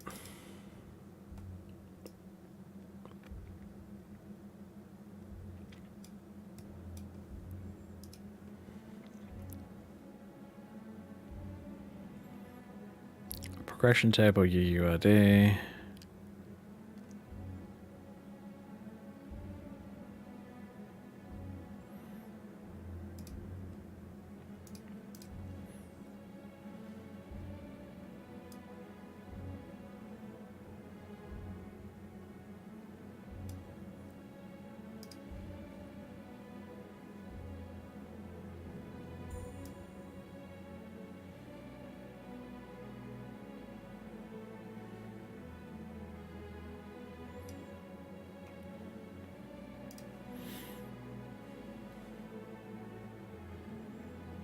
Start filling in the name, blah blah blah blah, and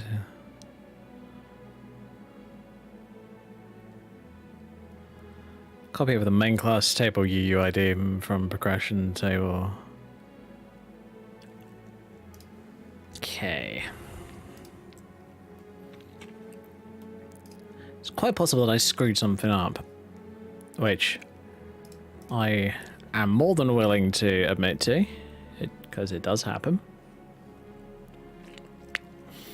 So, class instructions, blah blah blah blah blah blah blah blah.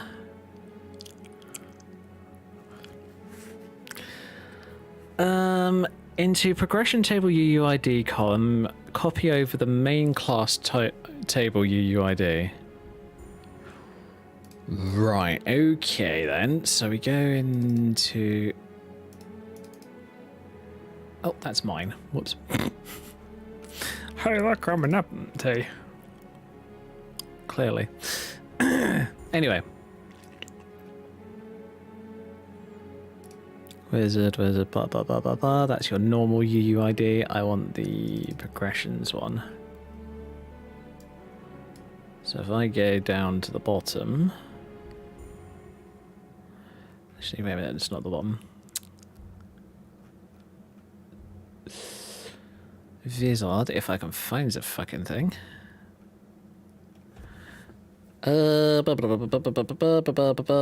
Guess Yankee, new. Ah, here we go, wizard. Bingo. So if I go to just wizard, I don't know.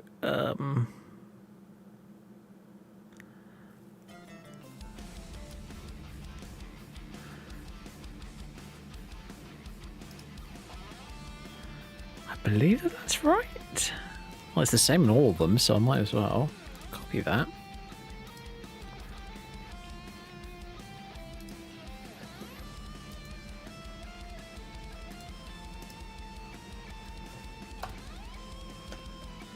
Paste that one in.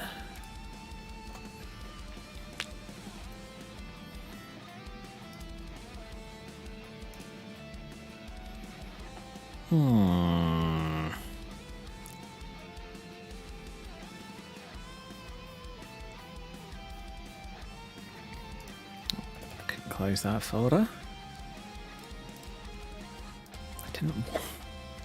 I didn't want to open that. I wanted to go into that. Right, cool.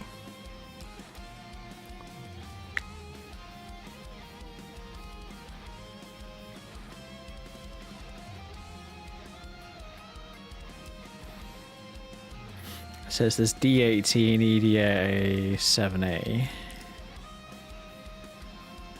D18 EDA 7A? Yep. Okay, cool. So for those of you who are just joining us, welcome, first of all. And second of all, what I'm doing at the moment is I am playing around with the BG3 toolkit. This bit of software. Let me see if I can open a different, more interesting looking.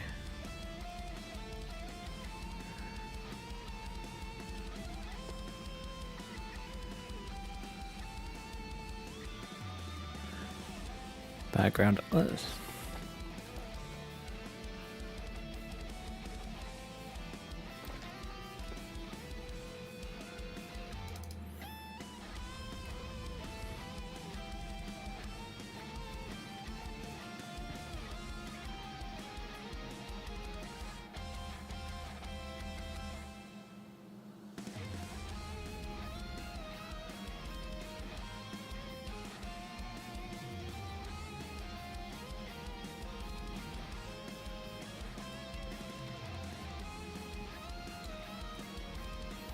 There you go. There's the Nautiloid.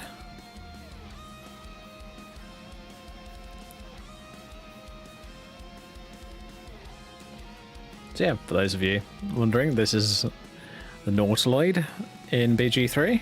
You have a bit of a fight in it right at the beginning of the game. Just have that open in the background.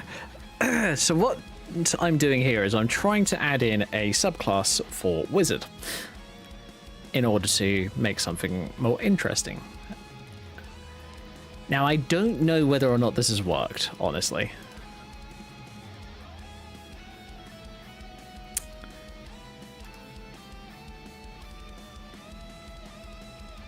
So, what I'm going to do is I'm going to go project settings, and we're going to publish local again. Onto that one, override it.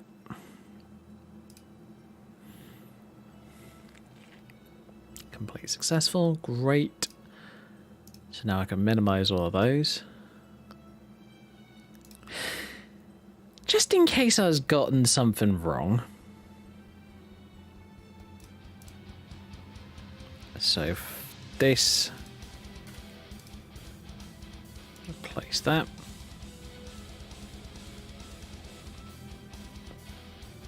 Open another diagram, you'll say.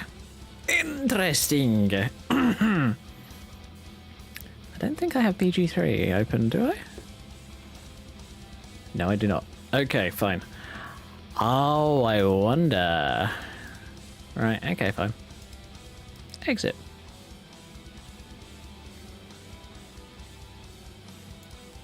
So this is the mod that was in being... Oops.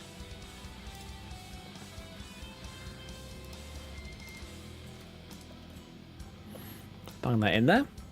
Don't need to worry about anything else. Just hit deploy. Let's see if this works. It's a pretty interesting system. It uses a very interesting user identification system, and it's a lot bigger than the old Skyrim one.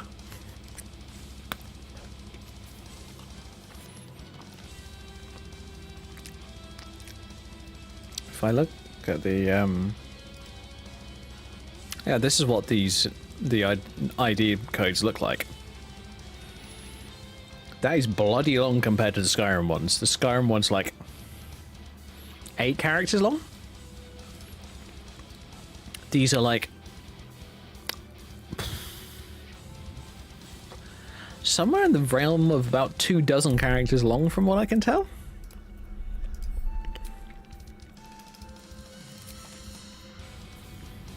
Oh shit, I forgot. I'm skipping one of my own steps.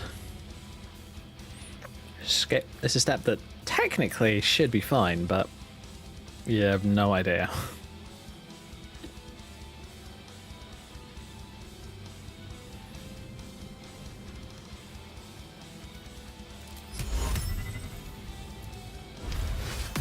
Oh, that's the change one.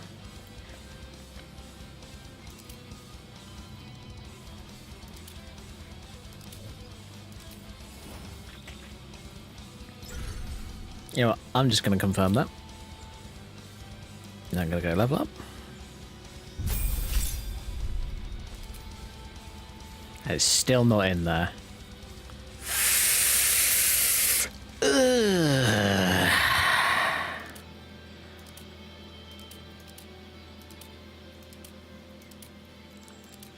Oh, that's unfortunate. I think I'm going to have to come back to this when I have a bit more spare time. Because I can't stay up nearly as late tonight as I normally do. Which, in many ways, is probably a very good thing. Means that I'll actually get up a bit earlier. But yeah, I've got a little job that I'm doing with my dad. And I need to get up early for it, unfortunately. Luckily, that does not affect the stream timings, so we don't need to worry about that. So what we're going to do for the time being is we're going to chalk this up as not a failure, but I need to do a bit more work on it in the future. So I'm going to disable the mod and then elevate it again. And I'll come back to it and I'll see what I can do to make it work. Won't be tonight, it'll probably be another night.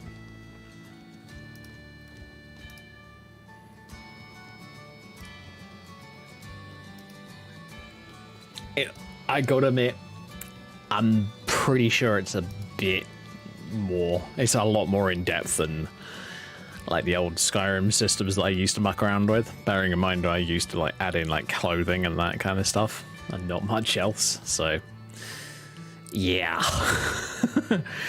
It's one of those things that can be really rewarding, but it is also quite challenging when you...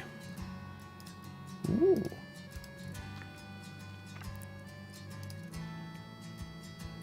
Beautiful character, as always, from Victoria G. I was kind of surprised. Noticed Victoria G didn't starting to upload again, but in Baldur's Gate. I was just like, that's cool. As far as I know, she hasn't uploaded since the old Fallout days. And that is a long time ago. That's like closing in on 10 years ago. I think, yeah, next year it'll be 10 years ago. Well, late next year, early 26, but eh. But yeah, for those interested in learning how to make new classes and subclasses, this is a guide on mod.io. And it'll be under the /G/Baldur's Gate section. So for those of you interested in learning how to make mods for games, I highly suggest it. So this is the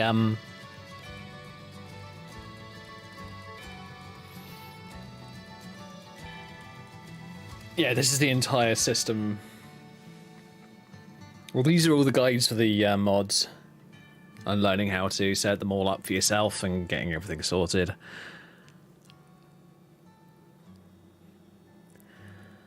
And then you have the mod.io mods. So mod.io mods are basically they're identical to your normal BG3 mods, but they are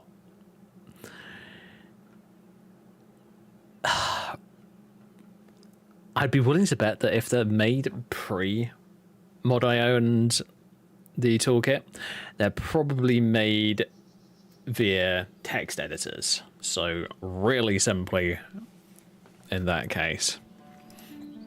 And it basically means opening a ton of text files in order to get everything working. And then that's compacted into what's called a .pack file or .pak, which is basically, you can almost think of it as an archive, but it's an archive that the game recognizes. So you don't have like 1,000 different files just lying around. like you do with like Skyrim's unpacked mods.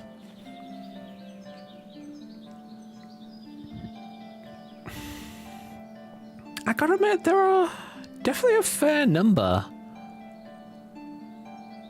of mods. There's several hundred from what I can tell. I mean, there's 140 class mods, almost 200 cheat mods. Why? Almost 200 customization mods, 211 quality of life mods, 219 spell mods. Damn, that is a lot of mods.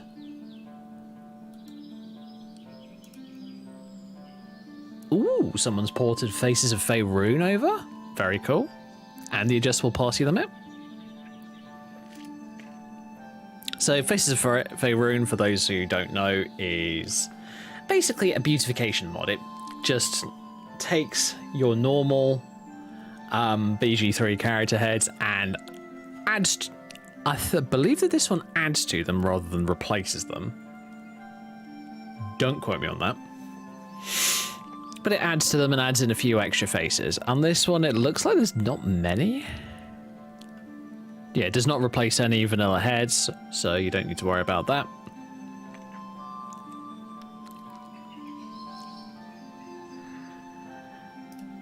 And then you've got all kinds of hairstyle mods, which are often really nice.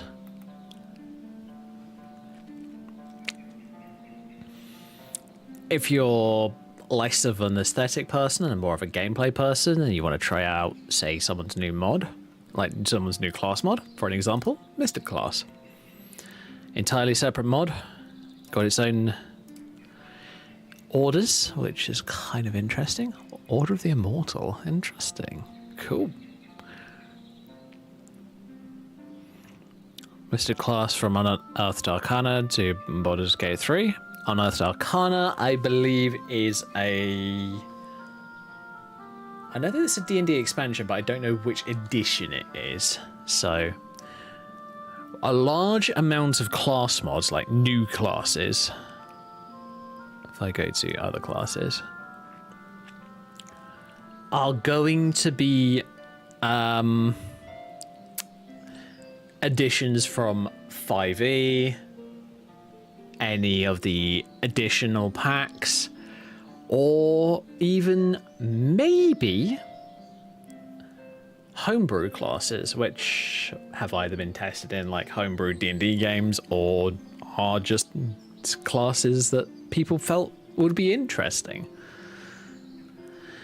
Now, the classes is what I was just trying to work on. It's interesting, but a bit complicated to do. Got a Blood Mage one. Very cool.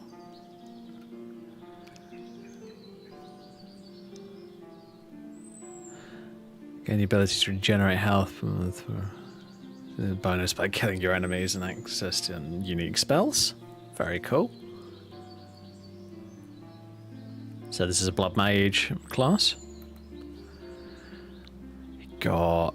what else have we got? I thought someone had ported over the Death Knight class. I want to know, actually.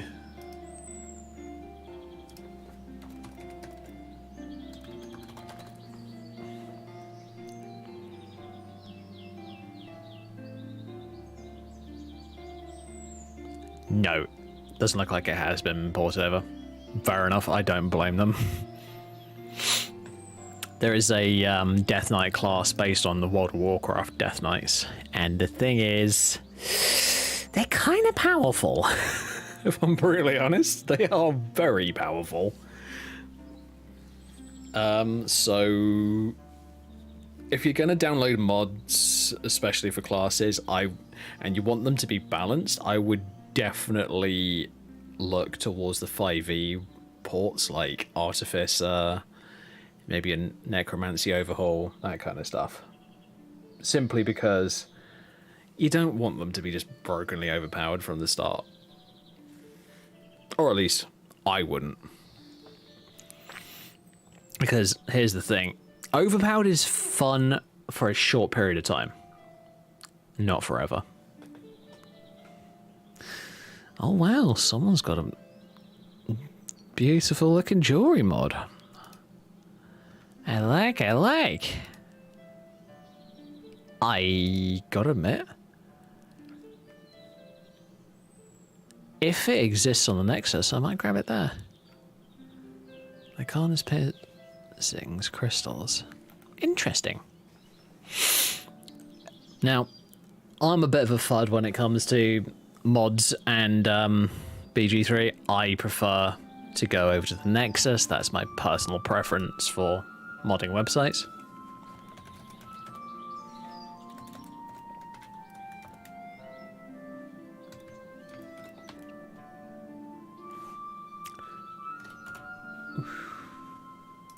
Okay then, that looks like that mod is not available on the Nexus. It's a Mod.io exclusive. Interesting.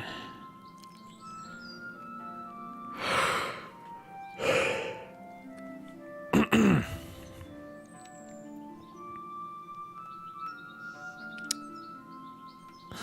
got a race mod, the Shadakai, which is a... I got Necromantic Resistance, Blessing of the Raven Queen, Raven Summon.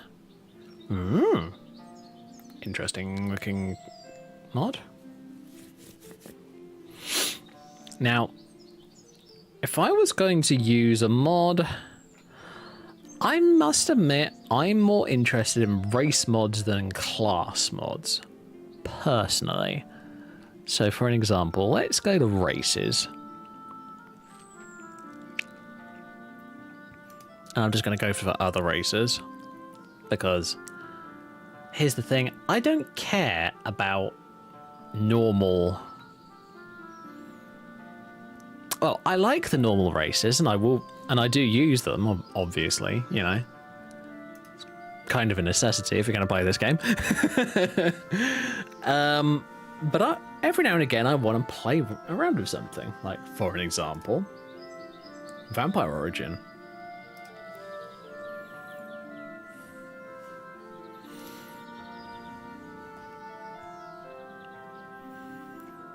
Vampire powers and weaknesses.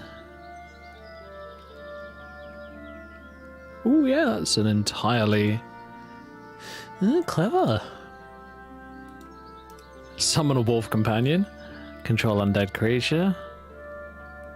Single undead creature. Oh well. Resistance to bludgeoning. Resistance to piercing. Speak with dead. Mask of many faces. Wow, okay, that is cool. I might have a look at that one. I might well do. I gotta admit, this works. The website works better than the in-game app, I must admit. But, you know, it's just how... You know what?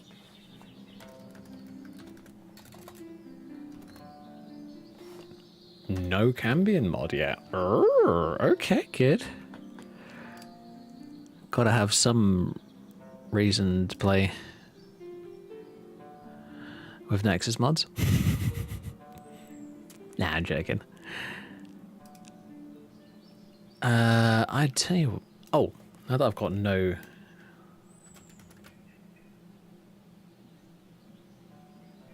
Raphael and Helldusk. Oh, jeez.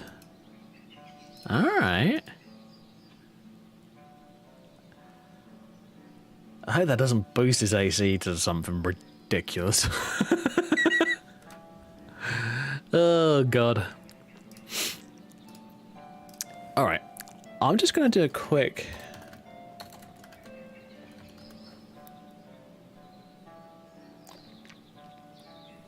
Cambion and Gith armor. Oh, okay, I'll have a look at that at some point.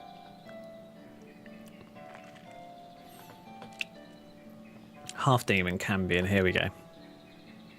So this is the Cambion race mod. Oh, no it's not. This is the... That is the more realistic and less brokenly overpowered one. So this is the Cambion race mod for those interested. It does not have any requirements. How interesting. So yeah, Cambions are one of the devil creatures, races, whatever you want to call them. They are really interesting.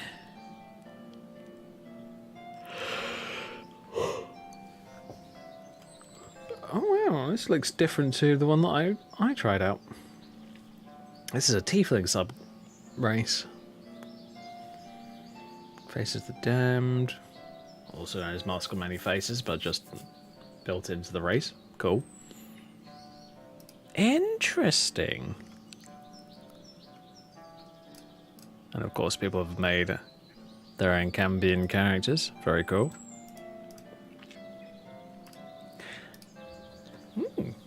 Interesting.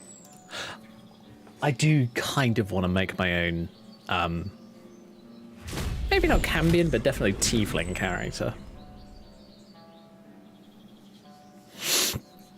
Because I like Tieflings, they're cool characters. Search for Horn. Oops.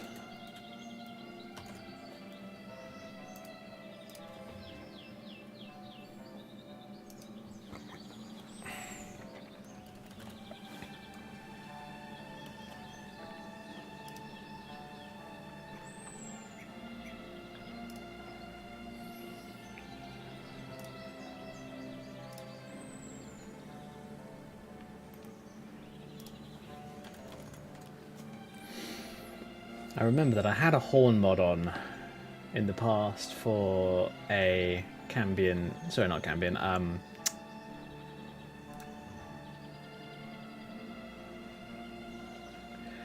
for a Tiefling character that I played in the past.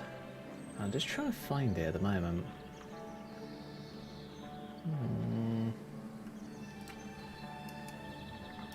So these are the two mods that I had a quick look at.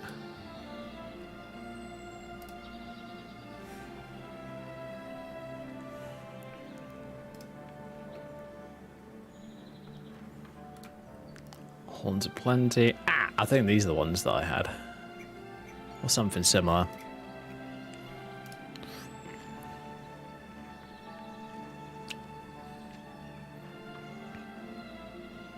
I kind of like these style of horns, where they kind of conform to the size of your character's head. Like, they don't just go straight up and then start hooking back. They kind of follow your head and then start hooking back towards the rear. I kind of like these more than I like other ones that I've downloaded. Cool. Well, close BG3. We got a new mod coming in. What was it? NPC.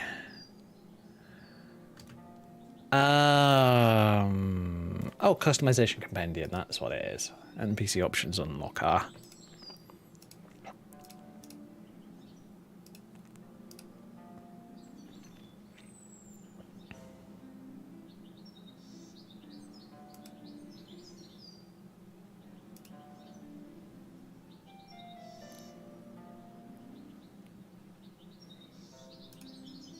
Should be working, hopefully, if it's been updated recently. 15th of August, okay. Ruh-roh, I hope that doesn't have a problem.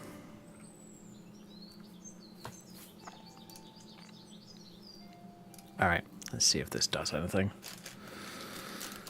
I don't know what I want to play if I play a Tiefling, though.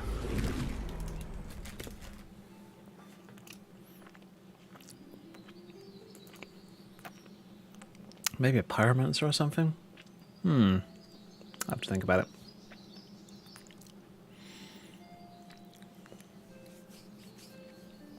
That's always the thing when it comes to starting new characters. You've got to have some kind of idea of what you want to play, in my opinion. Just because it just makes sense, it means that you're actually not just poking into the dark and hoping that it works. Okay, what the shit's going on here?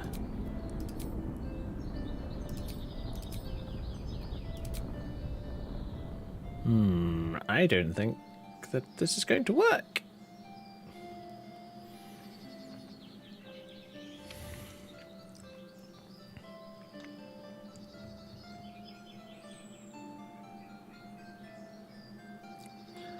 One thing I do like about BG3 versus Skyrim and Fallout. Ooh. Oh, that's weird. Yeah, this customizer mod hasn't been updated in ages. It's a shame, honestly, because the mod author...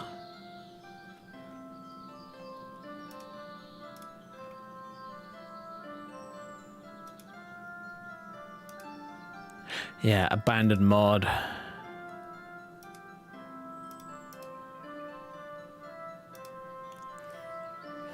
Oh, well, that's unfortunate.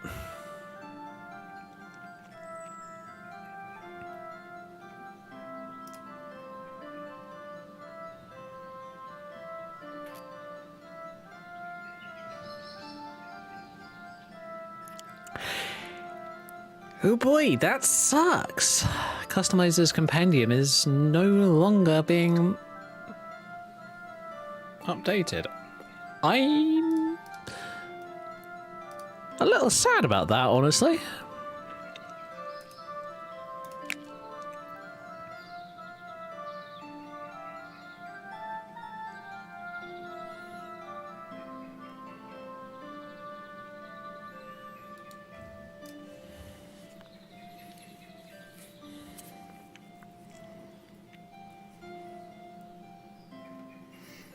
Customizer's Compendium patch 7 ready.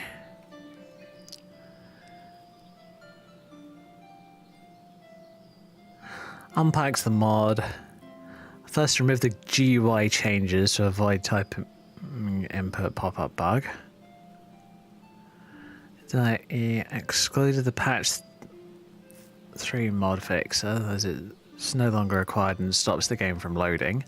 Ah, that's probably why it won't load. Okay, and I also removed some of the leftover zip from the class descriptions. Right. Okay then.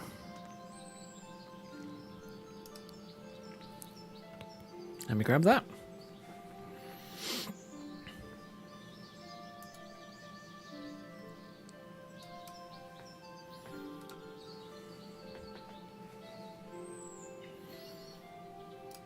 Ooh, always a good idea. Make sure that you know what requirements there are.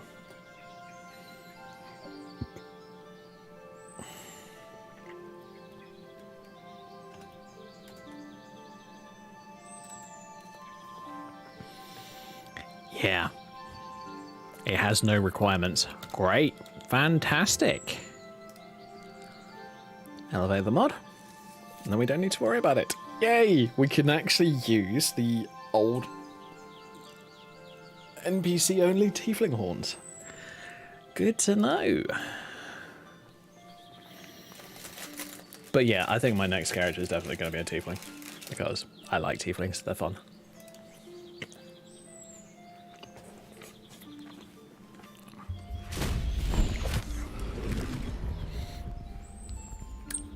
And if I'm honest, I just like the design. I always have them.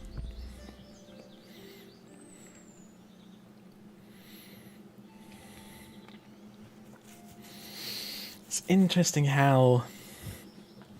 I always find it interesting how their bodies are kind of gnarled and look very much like they've almost got spikes in their bones, which are pushing out past their skin. And sometimes it looks a little creepy, but other times it looks kind of cool, if I'm brutally honest.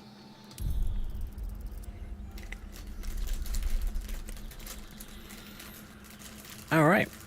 I'm going to try loading it on the Cassie character, just to be safe. Oh, shit.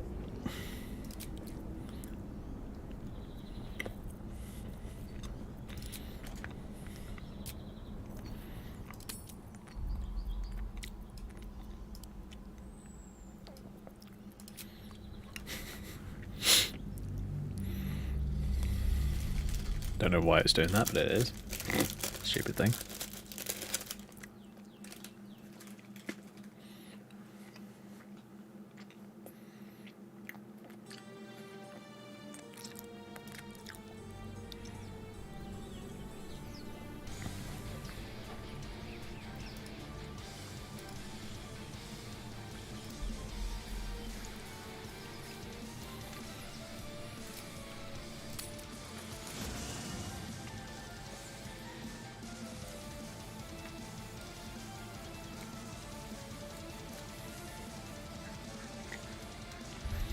I did do a test a while ago on another character when I made my Aristiel character, for those who might remember her.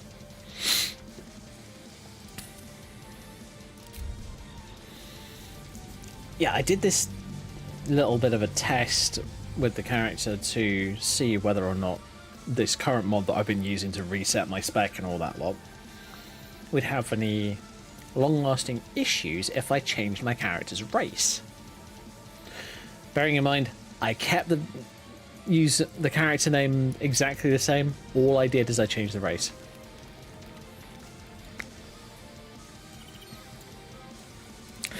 And it seemed to work fine. It didn't seem to have a problem.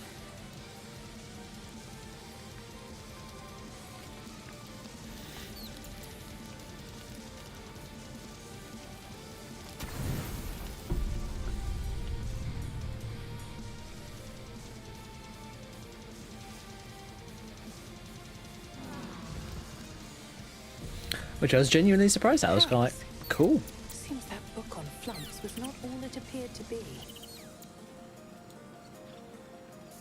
I should speak up. What the pair of you up to? His tail, a small bag clenched between his teeth.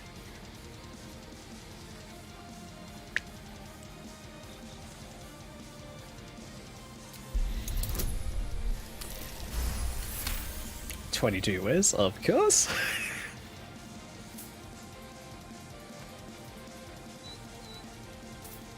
He gives in and surrenders his fine tooth. And of course we're gonna pet the good boy. Scratch's He's such a good tongue boy. lolls out happily, his tail wagging even faster. Love you too, Scratch.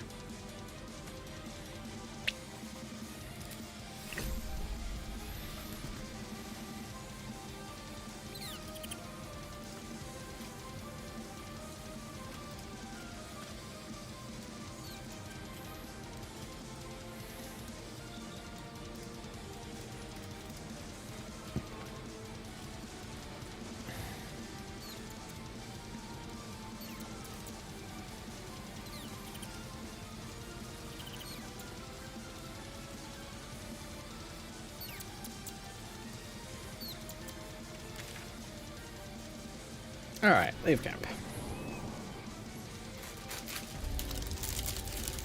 Yeah, we're at Watkins Rest.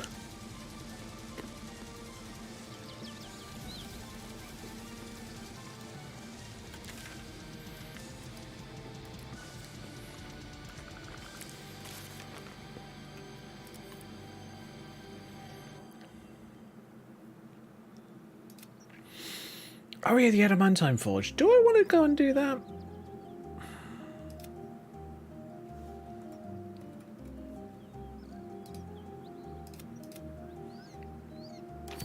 So it is spoken, and so is it done.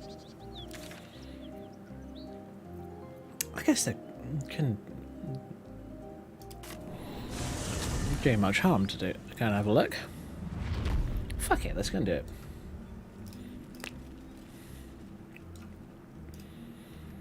Luckily, all of the dwarves, the Dwegar,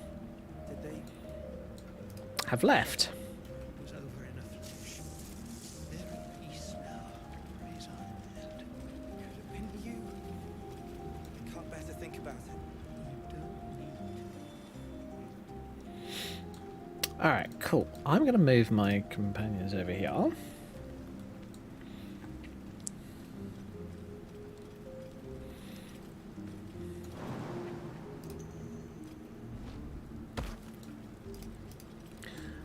to do a bit of testing with a mod later on tonight.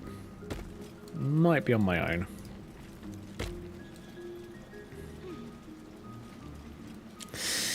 Or do we want to do it now? You know what?